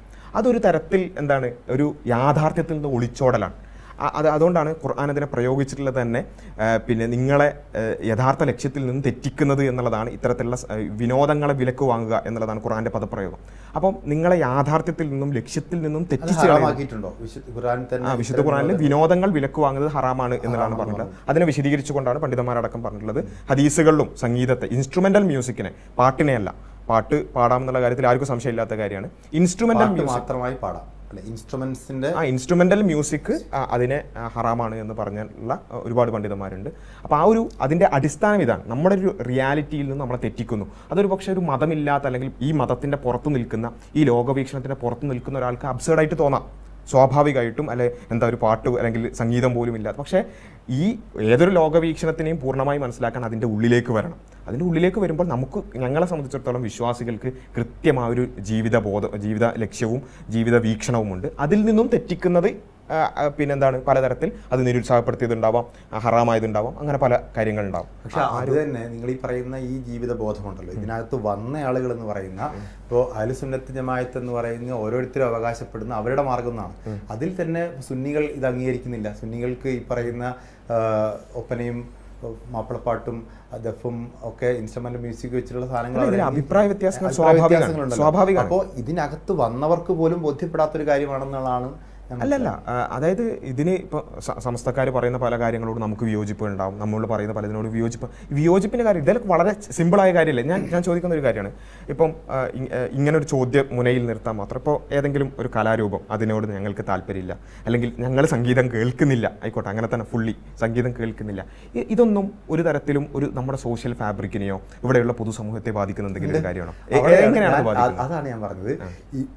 നിങ്ങളുടെ മാത്രം വിശ്വാസമായി അതിനെ സൂക്ഷിക്കുന്നിടത്ത് വളരെ പ്രധാനമായിട്ട് ഒന്നുമില്ല. കാരണം സ്വകാര്യതയാണ് നമ്മൾ ആത്മീയമായ വിശ്വാസം എന്ന് പറയുന്നത്. പക്ഷേ അതിൻ്റെ അടിസ്ഥാനത്തിലാണ് നിങ്ങൾ സുംബയെ എതിർക്കുന്നത്. സുംബ എന്ന് പറയുന്നത് ഇവിടുത്തെ പൊതുവിദ്യാലയത്തിൽ കുട്ടികൾ ഒന്നിച്ചു ചേർന്ന് അവരാഹ്ലാദിക്കുന്നതാണ്. നിങ്ങൾ നേരത്തെ പറഞ്ഞു പ്രവാചകൻ വരുന്ന ഘട്ടത്തിൽ കുട്ടികൾ ആഹ്ലാദിക്കുന്നതിനോട് അദ്ദേഹത്തിന് എതിർപ്പില്ല. അതേപോലെ കുട്ടികൾ ഒന്നിച്ചു ചേർന്ന് ആഹ്ലാദിച്ച് തുള്ളിച്ചാടുന്നതിനെ നിങ്ങൾ എതിർക്കുകയാണ്. അപ്പോൾ അത് നിങ്ങളുടെ സ്വകാര്യമായ വിശ്വാസത്തെ പൊതുസമൂഹത്തിലേക്ക് കൊണ്ടുവരാൻ ശ്രമിക്കുന്നു. അല്ലല്ല, അവിടെയാണ് പ്രശ്നം. കുട്ടികൾ ആഹ്ലാദിക്കാൻ പാടില്ല എന്നാണോ ഞങ്ങൾ പറഞ്ഞത്? അല്ലല്ലോ, ഞങ്ങൾ പറഞ്ഞത് ഞങ്ങൾ ഒരു കലാരൂപം ആഹ്ലാദിക്കാൻ പാടില്ല അല്ല. താങ്കളുടെ പ്രസംഗത്തിൽ ഞാൻ കേട്ട വളരെ പ്രധാനപ്പെട്ട ഒരു പോയിന്റ് സെലിബ്രേഷൻ കൾച്ചർ. സെലിബ്രേഷൻ എന്ന് പറഞ്ഞ ആഘോഷമാണ്. അള്ളാഹു തന്നെ അദ്ദേഹത്തിന്റെ വിശുദ്ധ ഖുറാനിൽ 2 ആഘോഷങ്ങൾ സുന്നത്താക്കിയിട്ടുണ്ട്. 2 പെരുന്നാളുകൾ. പെരുന്നാൾ ദിവസം നോമ്പെടുക്കാൻ പോലും പാടില്ല, അത് ഹറാമാക്കിയിട്ടുണ്ട്. അപ്പോൾ അത്രയും ആഘോഷങ്ങൾക്ക് പ്രാധാന്യം കൊടുക്കുന്ന ഒരു മതമാണ്. 2 വിശ്വാസികൾക്ക് ഹലാലാക്കി കൊടുത്തിട്ടുണ്ട്. ആ മതത്തിന്റെ വക്താവായി താങ്കൾ പറയാണ് സെലിബ്രേഷൻ കൾച്ചർ തെറ്റാണ്. അല്ല, അവിടെയാണ് താങ്കൾ മനസ്സിലാക്കിയെടുത്തുള്ളൊരു പ്രശ്നം. സെലിബ്രേഷൻ പാടില്ല എന്നല്ല ഞാൻ പറഞ്ഞത്, സെലിബ്രേഷൻ കൾച്ചർ പ്രശ്നമാണെന്നാണ്. അതെ, വ്യത്യാസം. യെസ്, അതായത് എന്തൊരു കാര്യത്തിനെയും ഒരു ആഘോഷമായിട്ടും ആ രൂപത്തിൽ കാണുക. ഒരു ജീവിതം എന്ന് പറഞ്ഞാൽ ജീവിതത്തിൽ ആഘോഷങ്ങളും അതുപോലെ തന്നെ സന്തോഷങ്ങളും സന്തോഷ പ്രകടനങ്ങളും ഒക്കെ വേണം. പക്ഷേ എല്ലാം ജീവിതത്തെ തന്നെ അങ്ങനെ കാണുന്ന ഒരു ലോകം ആഘോഷമാക്കണം എന്നുള്ളത് ഒരു വാദമാണ്. ആ വാദത്തോട് ഞങ്ങൾ വിയോജിക്കുന്നു. ഞാൻ പറഞ്ഞത് ഒരു മനുഷ്യന്റെ എൻ്റെ ഒരു വളരെ ചിലപ്പോൾ തെറ്റായിരിക്കാം, ഒരു മനുഷ്യൻ ആഘോഷിക്കുക എന്ന് പറഞ്ഞാൽ അവന്റെ സന്തോഷമാണ്. അപ്പോൾ അവന്റെ സന്തോഷവും സെലിബ്രേഷനും ഇഷ്ടപ്പെടാത്തൊരു ദൈവം അത് വളരെ സാഡിസ്റ്റ് ആയി. അവിടെയാണ് പ്രശ്നം. അവിടെയാണ് നിങ്ങൾ മനസ്സിലാക്കിയെടുത്ത പ്രശ്നം. സന്തോഷം വേണ്ടെന്നോ ആഘോഷിക്കേണ്ടെന്നോ അല്ല പറയുന്നത്, എല്ലാം ആഘോഷിക്കുക.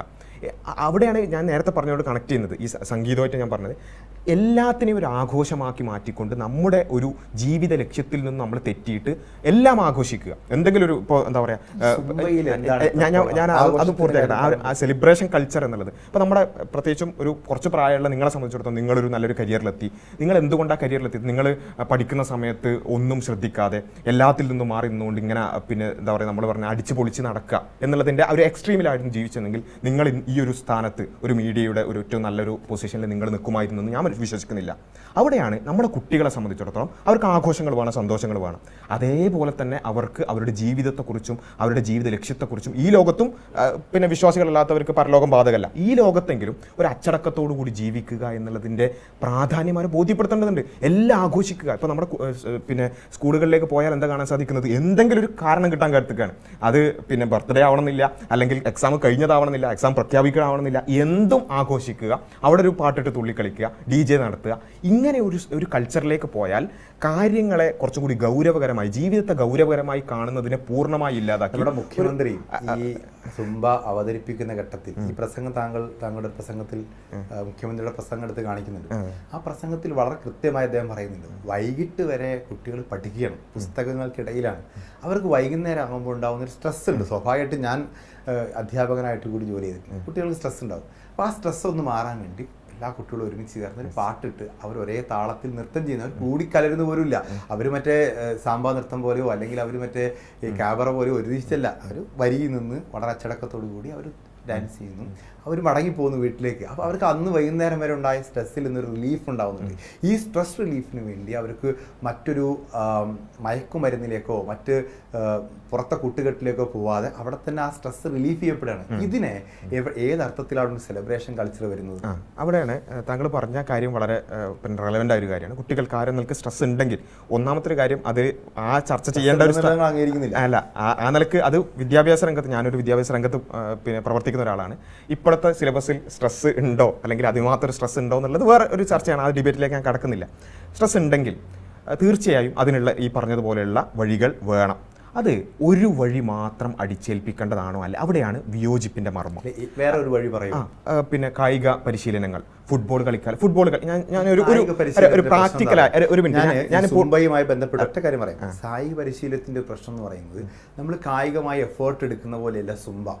സുംബയുടെ ഒരു അടിസ്ഥാന പ്രമാണം എന്ന് പറയുന്നത് നിങ്ങൾ കായികമായി എഫേർട്ട് എടുക്കുകയും അതിനെ മാനസികമായ ഉല്ലാസത്തിന് ഉപയോഗിക്കുകയും ചെയ്യാനുള്ള ഒരു മിക്സിംഗ് ആണ്. മറ്റേത് വെറും അധ്വാനമാണ്, എഫേർട്ടാണ്. യെസ്, ഞാൻ ചോദിക്കട്ടെ, ഇപ്പം ഒരു 50 കുട്ടികളിൽ സൂംബ ഈ പറഞ്ഞതുപോലെ താങ്കൾ മനസ്സിലാക്കിയതുപോലെ സൂംബയെ മനസ്സിലാക്കി കളിക്കാൻ ആഗ്രഹിക്കുന്ന ഒരു 20 കുട്ടികളുണ്ടാകുമെന്ന് വിചാരിക്കും. അതേ സമയത്ത് നിങ്ങൾക്ക് സൂംബ കളിക്കണോ ഫുട്ബോൾ കളിക്കണോ എന്ന് ചോദിച്ചാൽ ഫുട്ബോൾ തിരഞ്ഞെടുക്കുന്ന 10 ആളെങ്കിലും ഉണ്ടാവുമല്ലോ.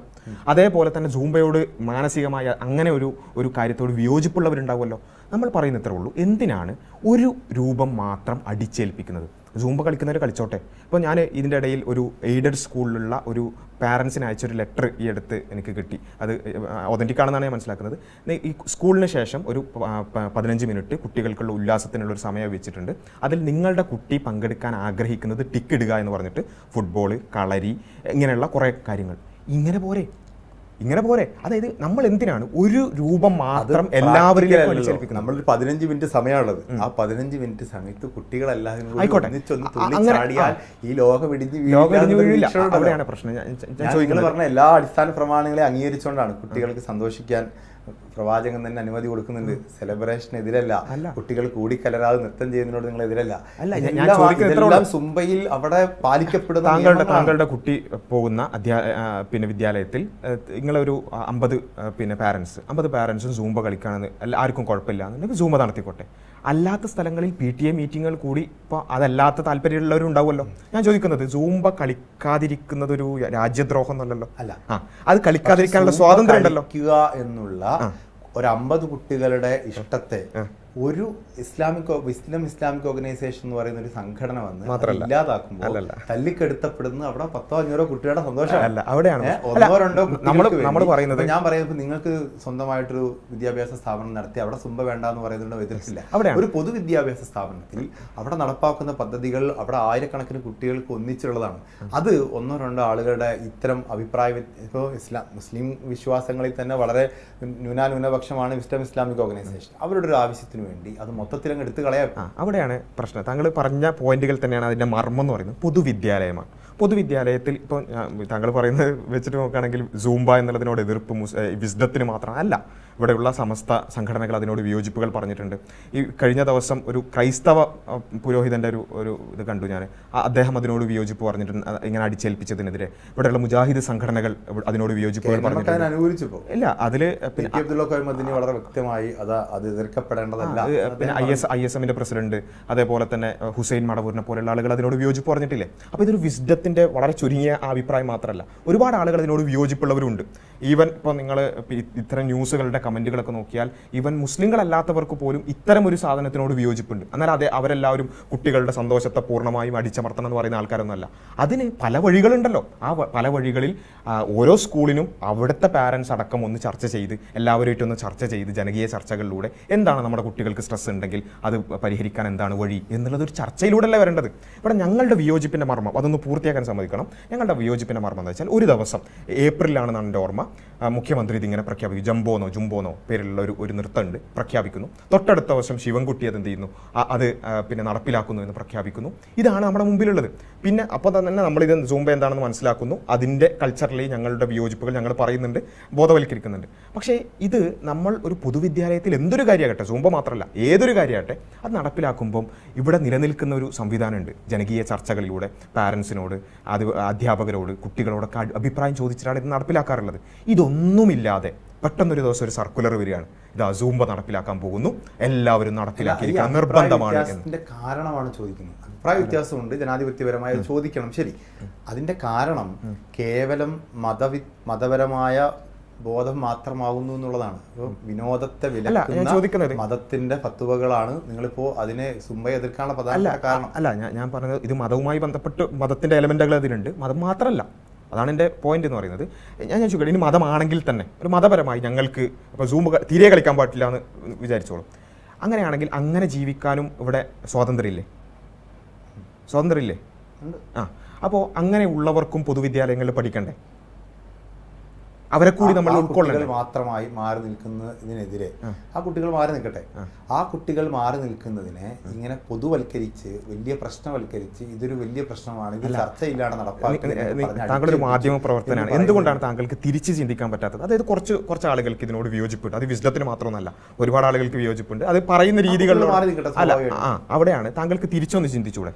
ഇങ്ങനെ കുറച്ച് ആളുകൾ മാറി നിൽക്കുന്ന ഒരു രീതിയാണോ പൊതുവിദ്യാലയത്തിൽ അടിച്ചേൽപ്പിക്കേണ്ടത്? അതല്ല, ഓരോരുത്തരും പറ്റുന്ന ഓരോ സ്കൂളിലും ചിലപ്പോൾ സൂം ഒരു തലക്കും നടപ്പാക്കുമ്പോൾ ഒരു ഭൂരിപക്ഷത്തിന്റെ വലിയൊരു സന്തോഷം, ആ സന്തോഷത്തിന് വേണ്ടി 1-2 ആളുകൾക്ക് വേണ്ടി അത് മാറ്റിവെക്കുന്നതിനേക്കാൾ ഈ 1-2 ആളുകൾ അവർ ചെയ്യട്ടെ, ഞാൻ മാറി നിൽക്കാം തീരുമാനിക്കുന്നതല്ലേ നല്ലത്. ഇത് ഇപ്പോൾ താങ്കൾ പറയുന്നത് ഒരു കുട്ടി 1-2 കുട്ടികൾ മാറി നിൽക്കുക. ഇപ്പോൾ സൂംബയെ എതിർത്തു എന്നുള്ളതിന്റെ പേരിൽ ഞങ്ങളൊക്കെ നേരിട്ട മാധ്യമ വിചാരണകളും സോഷ്യൽ മീഡിയ ട്രോളുകളൊക്കെ നിങ്ങൾ കണ്ടിട്ടുണ്ടാവും. ഇത് ഒരു കുട്ടിയെക്കുറിച്ച് നിങ്ങളൊന്ന് ആലോചിച്ച് നോക്കുക. ഒരു 50 കുട്ടികളുടെ ഒരു സ്കൂള്, അതിൽ 2 കുട്ടികൾ മാറി നിൽക്കുന്നു. ആ കുട്ടി അനുഭവിക്കുന്ന മാനസികമായ സമ്മർദ്ദം എത്രയായിരിക്കും? അവിടെയാണ് നമ്മൾ പറയുന്നത് ഒരു ഇൻക്ലൂസീവ് മാനസിക സമ്മർദ്ദം ഉണ്ടാവില്ല. കാരണം ആ കുട്ടി സ്വമേധയാ തീരുമാനിച്ച് എനിക്കിത് ഇഷ്ടമല്ല എന്ന് പറഞ്ഞ് മാറി നിൽക്കുകയാണ്. പ്രശ്നം ഉണ്ടാവില്ല. നിങ്ങൾ പറയുന്നത് ഒരു 4ാം ക്ലാസ്സിലോ 5ാം ക്ലാസ്സിലോ 6ാം ക്ലാസ്സിലുള്ള ചെറിയ കുട്ടിയാണ്. ആ കുട്ടിയുടെ ഇംഗിതത്തിനനുസരിച്ചാണ് ആ കുട്ടി മാറി നിൽക്കുന്നത്. സങ്കടം ഉണ്ടാവില്ല. നേരെ മറിച്ച് നിങ്ങളെപ്പോലുള്ള മേധൽ അധ്യക്ഷന്മാരുടെയോ അത് വിശ്വസിക്കുന്ന രക്ഷിതാക്കളുടെയോ നിർബന്ധത്തിന് വഴങ്ങിയാണ് ആ കുട്ടി മാറി നിൽക്കുന്നതെങ്കിൽ അത് ആ കുട്ടിക്ക് സ്ട്രെസ് ഉണ്ടാക്കും. അപ്പോൾ അത് മനസ്സിലാക്കേണ്ടത് രക്ഷിതാക്കളോ ഈവൻ ഈ മതപരമായ കാരണങ്ങൾ കൊണ്ട് മാത്രമല്ല, ഡാൻസ് തന്നെ ഇഷ്ടമില്ലാത്ത, ഡാൻസ് കളിക്കാൻ ഇഷ്ടമില്ലാത്ത ആൾക്കാരുണ്ടാവില്ല. എനിക്ക് ഞാൻ മാറി നിൽക്കുമ്പോൾ എങ്ങനെയാണ് എനിക്ക് സ്ട്രെസ് ഉണ്ടാവും. കാരണം എന്താ വെച്ചാൽ എന്റെ കൂടെ ഉള്ളവരെല്ലാം അതിന് പോവുകയാണ്. ചെറിയ കുട്ടികളെ കുറിച്ചാണ് നമ്മൾ പറയുന്നത്. വലിയ ആളുകളെ സംബന്ധിച്ച് നമുക്ക് ഇഷ്ടമല്ലാത്ത ഒന്നിൽ നിന്ന് സ്വമേധയാ മാറി നിൽക്കുന്നത് സ്ട്രെസ് ഉണ്ടാക്കും എന്ന് പറയുന്ന ഒരു വാദം എനിക്ക് ഇഷ്ടപ്പെട്ടു. സാർ, എനിക്ക് ഒരു ബിരിയാണി മേശപ്പുറത്ത് വെച്ച് എനിക്ക് ഭയങ്കര ഇഷ്ടമാണ്, ഒരാൾ എന്നെ വിലക്കി കഴിക്കരുതെന്ന് പറഞ്ഞു. അപ്പൊ എന്നെ സ്ട്രെസ് ഉണ്ടാക്കും. എനിക്ക് ബിരിയാണി ഇഷ്ടമല്ലാത്ത ഒരാളാണ് ഞാൻ. ഫുഡിന്റെ ഉദാഹരണം തന്നെ എടുക്കാം. അപ്പോൾ നമ്മൾ പൊതുവിദ്യാലയത്തിലേക്ക് ബീഫ് നിർബന്ധമാക്കുകയാണെന്ന് വിചാരിക്കുക. ഉച്ചക്ക് ബീഫ് എല്ലാവർക്കും കൊടുക്കുകയാണെന്ന് വിചാരിക്കുക. ബീഫ് കഴിക്കാൻ ഇഷ്ടമില്ലാത്തവർ, മതപരമായ കാരണങ്ങൾ കൊണ്ട് തന്നെ ഇഷ്ടമില്ലാത്തവരുണ്ടല്ലോ. അപ്പം എല്ലാവർക്കും അങ്ങനെ ഒരു ഫുഡ് കൊടുക്കുമ്പോൾ അവർ മാത്രം എക്സ്ക്ലൂഡ് ചെയ്യപ്പെടുക എന്നുള്ളത് മാനസികമായി പ്രശ്നമുള്ള ഒരു കാര്യം. നിങ്ങൾ എന്തൊക്കെ തന്നെ പറഞ്ഞു, ആ കുട്ടിക്ക് ബീഫ് ഇഷ്ടമല്ല എങ്കിൽ ആ കുട്ടിക്ക് കുട്ടിയുടെ മതം പറയുകയാണ് നിങ്ങൾ ബീഫ് കഴിക്കരുത്, അതുകൊണ്ട് മാറി നിൽക്കുക, സ്ട്രെസ് ഉണ്ടാവും. അപ്പൊ മതമാണോ മനസ്സിലാക്കുക? അല്ല, അവിടെയാണ് പ്രശ്നം. മതപരമായിട്ടോ പിന്നെ എന്തെങ്കിലും തരത്തിലുള്ള വേറെ കാരണങ്ങൾ കൊണ്ടോ മാറി നിൽക്കുകയാണെങ്കിൽ പോലും പൊതുവായി ഒരു കാര്യം എക്സ്ക്ലൂഡ് ചെയ്യപ്പെടുമ്പോൾ ഒന്നോ രണ്ടോ ആളുകൾ അവിടുന്ന് പൊതുവായ ഒരു കാര്യം നടപ്പിലാക്കുമ്പോൾ ഒന്നോ രണ്ടോ ആളുകൾ എക്സ്ക്ലൂഡ് ചെയ്യപ്പെടുമ്പോൾ അവിടെ കുട്ടികളാകുമ്പോൾ പ്രത്യേകിച്ചും അവർക്ക് സ്ട്രെസ്സുകൾ ഉണ്ടാവും. ഇവിടെയാണ് ഞാൻ പറയുന്നത്, എന്തിനാണ് ഇത്രയും കഷ്ടപ്പെട്ടിട്ട്. ഇതിൽ വേറെ ഒരു കാര്യം പറഞ്ഞു, കുട്ടികൾ രക്ഷിതാക്കൾക്ക് അവരുടെ കുട്ടികൾ ഏത് കൾച്ചറിൽ വളരണമെന്ന, ഏത് തരത്തിലുള്ള കാര്യങ്ങളിലൂടെ അവർ മുന്നോട്ട് പോകണമെന്ന് തീരുമാനിക്കാനുള്ള അർഹതയുണ്ട്. 18 വയസ്സ് വരേക്കും അതിനുള്ള അർഹതയുണ്ട്. അതും അതിൻ്റെ ഒരു ഫാക്ടർ തന്നെയാണ്. അപ്പോൾ ഒരു രക്ഷിതാവ് തീരുമാനിക്കുകയാണ് എൻ്റെ കുട്ടി ഇത്തരത്തിലുള്ളൊരു കൾച്ചറിലൂടെ അല്ല പോകേണ്ടത്, അവൻ പിന്നെ മാനസികമായ സമ്മർദ്ദങ്ങൾ മാറ്റേണ്ടത് അവൻ കളിച്ചുകൊണ്ടാണ് അല്ലെങ്കിൽ കളരിയിലൂടെയാണ്. അല്ല, ബോധ്യപ്പെടുത്തേണ്ട വിഷയമല്ല ഇത് ഭയങ്കരമായൊരു സോഷ്യൽ എക്സ്ക്ലൂഷനാണ് അവിടെ സംഭവിക്കുക. അവിടെ ഒരു മാറ്റി നിർത്തപ്പെടുക എന്നുള്ളതും അതിൻ്റെ ഭാഗമായിട്ട് ഇത് കുട്ടികളോടൊക്കെ നമുക്ക് എത്രത്തോളം ഇത് പറഞ്ഞ് ബോധ്യപ്പെടുത്താൻ സാധിക്കും. ഞാൻ അതാണ് പറഞ്ഞത്, ഒരു ബ്രാഹ്മണനായ ഒരു കുട്ടി എല്ലാവർക്കും ബീഫ് ഒരു പൊതുവൽക്കരിക്കപ്പെട്ട് നൽകുമ്പോൾ അവൻ മാത്രം എക്സ്ക്ലൂഡ് ചെയ്യപ്പെടുമ്പോൾ അവന് തീർച്ചയായും സമ്മർദ്ദം ഉണ്ടാവും. അപ്പോൾ അവിടെയാണ് ഞാൻ പറയുന്നത്, ഇത് ആ സമ്മർദ്ദത്തെ അതൊരു മതപരമായ സമ്മർദ്ദമാണ്. അല്ല, മതം എന്ന് പറയുന്നത് ആ ബ്രാഹ്മൺ മതം ആ കുട്ടിയെ സമ്മർദ്ദം ചെലുത്തുകയാണ്, നിങ്ങൾ ബീഫ് കഴിക്കരുത്. അല്ല, താങ്കൾ ഇഷ്ടമുള്ള ബീഫിനെ നിഷേധിക്കുന്നത് തെറ്റാണ് ഞാൻ പറയുന്നത്. താങ്കൾ പറയുന്നത് ഇവിടെയുള്ള ഒരു പൊതുവായ എല്ലാവരും ബീഫ് കഴിക്കുന്നതുകൊണ്ട് ബ്രാഹ്മണനായ ആളും കഴിച്ചിരിക്കണം എന്നല്ല, കഴിച്ചിരുന്നത് തെറ്റില്ല. അല്ല, താങ്കൾ പറയുന്നത് മതം കൊണ്ട് എന്താ പറയാ അത് നിഷേധിക്കപ്പെടാണെന്നല്ലേ. അപ്പം പൊതുവായ ആളുകൾ എല്ലാവരും ഞാൻ പറയുന്നത് പൊതുവായ ആളുകൾ ജീവിക്കുന്നത് പോലെ ജീവിച്ചിരിക്കണം. നിങ്ങൾക്ക് നിങ്ങളുടേതായ ഐഡന്റിറ്റിയോ നിങ്ങളുടേതായ വിശ്വാസമോ പാടില്ല എന്ന ഒരു തരത്തിലുള്ള ഒരു കൾച്ചറൽ ഫാസിസാണ് താങ്കളുടെ വാക്കുകളിൽ വരുന്നത്. താങ്കൾ ഒരു ഫാസിസ്റ്റ് ആയതുകൊണ്ടല്ല, പക്ഷേ ഇവിടെയുള്ള ഒരു ലിബറൽ ഫാസിസ് ആണ് താങ്കളുടെ വാക്കുകളടക്കം വരുന്നത്. ലിബറൽ ഒരിക്കലും ഫാസിസം അല്ല. ആ രണ്ട് വാക്കുകൾ ചേർത്ത് വെക്കുന്നത് തന്നെ തെറ്റാണ്. കാരണം ഫാസിസ്റ്റ് ആയിട്ടുള്ള ചിന്തകൾക്കെതിരെ ഇതാണ് വേണ്ടത്. ഒരു കുട്ടിയോട് പറയാ ബീഫ് കഴിക്കരുത്, അരുത് എന്ന് കഴിച്ചിരിക്കണം എന്നൊരു ഫാസിസം ഇവിടെ ഉണ്ടാവുകയാണ്. ബീഫ് കഴിക്കരുത്, കഴിച്ചിരിക്കണം എന്നൊരു ഫാസിസം ഉണ്ടാവുകയാണ്. കഴിച്ചിരിക്കണം, ഒന്നുകിൽ നിങ്ങൾ ബീഫ് കഴിച്ച് പൊതുവിന്റെ കൂടെ നിൽക്കുക, അല്ലെങ്കിൽ നിങ്ങൾ എക്സ്ക്ലൂഡ് ചെയ്യപ്പെടും. ഓപ്ഷൻ എടുക്കാനുള്ള ഒരു ബോധ്യമുണ്ടല്ലോ കുട്ടികൾക്ക്. ഒരു മതം ബീഫ് കഴിക്കണം എന്ന് നിർബന്ധിക്കുന്നതും ഒരു മതം ബീഫ് കഴിക്കരുത് എന്ന് നിർബന്ധിക്കുന്നതും ഫാസിസമാണ്. ഇതിനിടയിൽ ചൂസ് ചെയ്യാനുള്ള അവന്റെ ലിബറൽ ബോധത്തെയാണ് നിങ്ങൾ ലിബറൽ ഫാസിസം എന്ന് പറഞ്ഞുകൊണ്ട് നിഷേധിക്കുന്നത്. ലിബറലിസം എന്ന് പറഞ്ഞാൽ എന്താണ്? സ്വാതന്ത്ര്യം എന്നുള്ളതാണ്. ഒരു മനുഷ്യന് അവന്റെ വൈചാരികമായിട്ടുള്ള വികാസത്തിനുള്ള പൂർണ്ണമായ സാഹചര്യത്തെയാണ് സ്വാതന്ത്ര്യം എന്ന് വിളിക്കുന്നത്. ആ സ്വാതന്ത്ര്യം നിഷേധിക്കലാണ് നിങ്ങൾ ബീഫ് കഴിച്ചിരിക്കണം അല്ലെങ്കിൽ കഴിക്കരുത് എന്നുള്ള. എപ്പോഴാണ് അത് ഫാസിസം ആകുന്നത്? ഞാൻ നിർബന്ധിക്കുമ്പോഴാണ്. നിങ്ങൾ സുംബ കളിക്കരുത്, സ്കൂളിൽ സുംബ ഉണ്ടെങ്കിൽ കളിച്ചിരിക്കണം എന്ന് പറയുന്നത്. കളിച്ചിരിക്കണം എന്നല്ല പറയുന്നത്. അങ്ങനെ പറയുമ്പോഴാണ് എവിടെയാണ് കളിക്കരുത് എന്ന് പറയുന്നത്? കളിച്ചിരിക്കണം നിർബന്ധമാണെന്ന് പറയുന്നത് ഫാസിസം. കളിച്ചിരിക്കണം എവിടെ പറഞ്ഞു? അല്ല, ഫാസിസമാണോ? കളിച്ചിരിക്കണം എവിടെ പറഞ്ഞു? അല്ല, ഫാസിസമാണോ? അതൊന്നും പറയാണ് ശാസനം ഉള്ളത്. അല്ല, ഞാൻ ചോദിക്കുന്നത് ചോദ്യത്തിന് ഒരുപാട് ഉത്തരം പറഞ്ഞു. വളരെ സിമ്പിൾ ആണ്. അരുത് എന്ന് ശാസിക്കുന്നത് ആരാണ്? അരുത് എന്ന് ഒരിക്കലും ഒരു നിലക്കും നിങ്ങൾ പാടില്ല, അത് ഞങ്ങൾ എങ്ങനെയെങ്കിലും അത് നിർബന്ധിക്കുമെന്ന് പറയുകയാണെങ്കിൽ മതമാണ്. ഞാൻ ചോദിക്കുന്നത് ഒറ്റ ചോദ്യമാണ്, വളരെ സിമ്പിൾ ഒറ്റ ചോദ്യം ഞാൻ തിരിച്ചു ചോദിക്കാൻ അനുവാദം തരണം. നിർബന്ധമായി നിങ്ങൾ കളിച്ചിരിക്കണം, സൂംബ കളിച്ചിരിക്കണം, ബീഫ് കഴിച്ചിരിക്കണം എന്ന് പറയുന്നത് ഫാസിസം ആണോ? അല്ലേ? ആണെങ്കിൽ ശിവൻകുട്ടി പറഞ്ഞത് ഫാസിസം. ശിവൻകുട്ടി പറഞ്ഞത് എല്ലാ കുട്ടികളും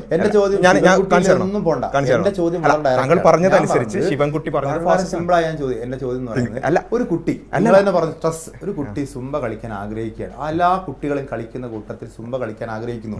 അവന്റെ മതം പറയുന്നു സുംബ കളിക്കരുത്. അതാണ് ഫാസിസം.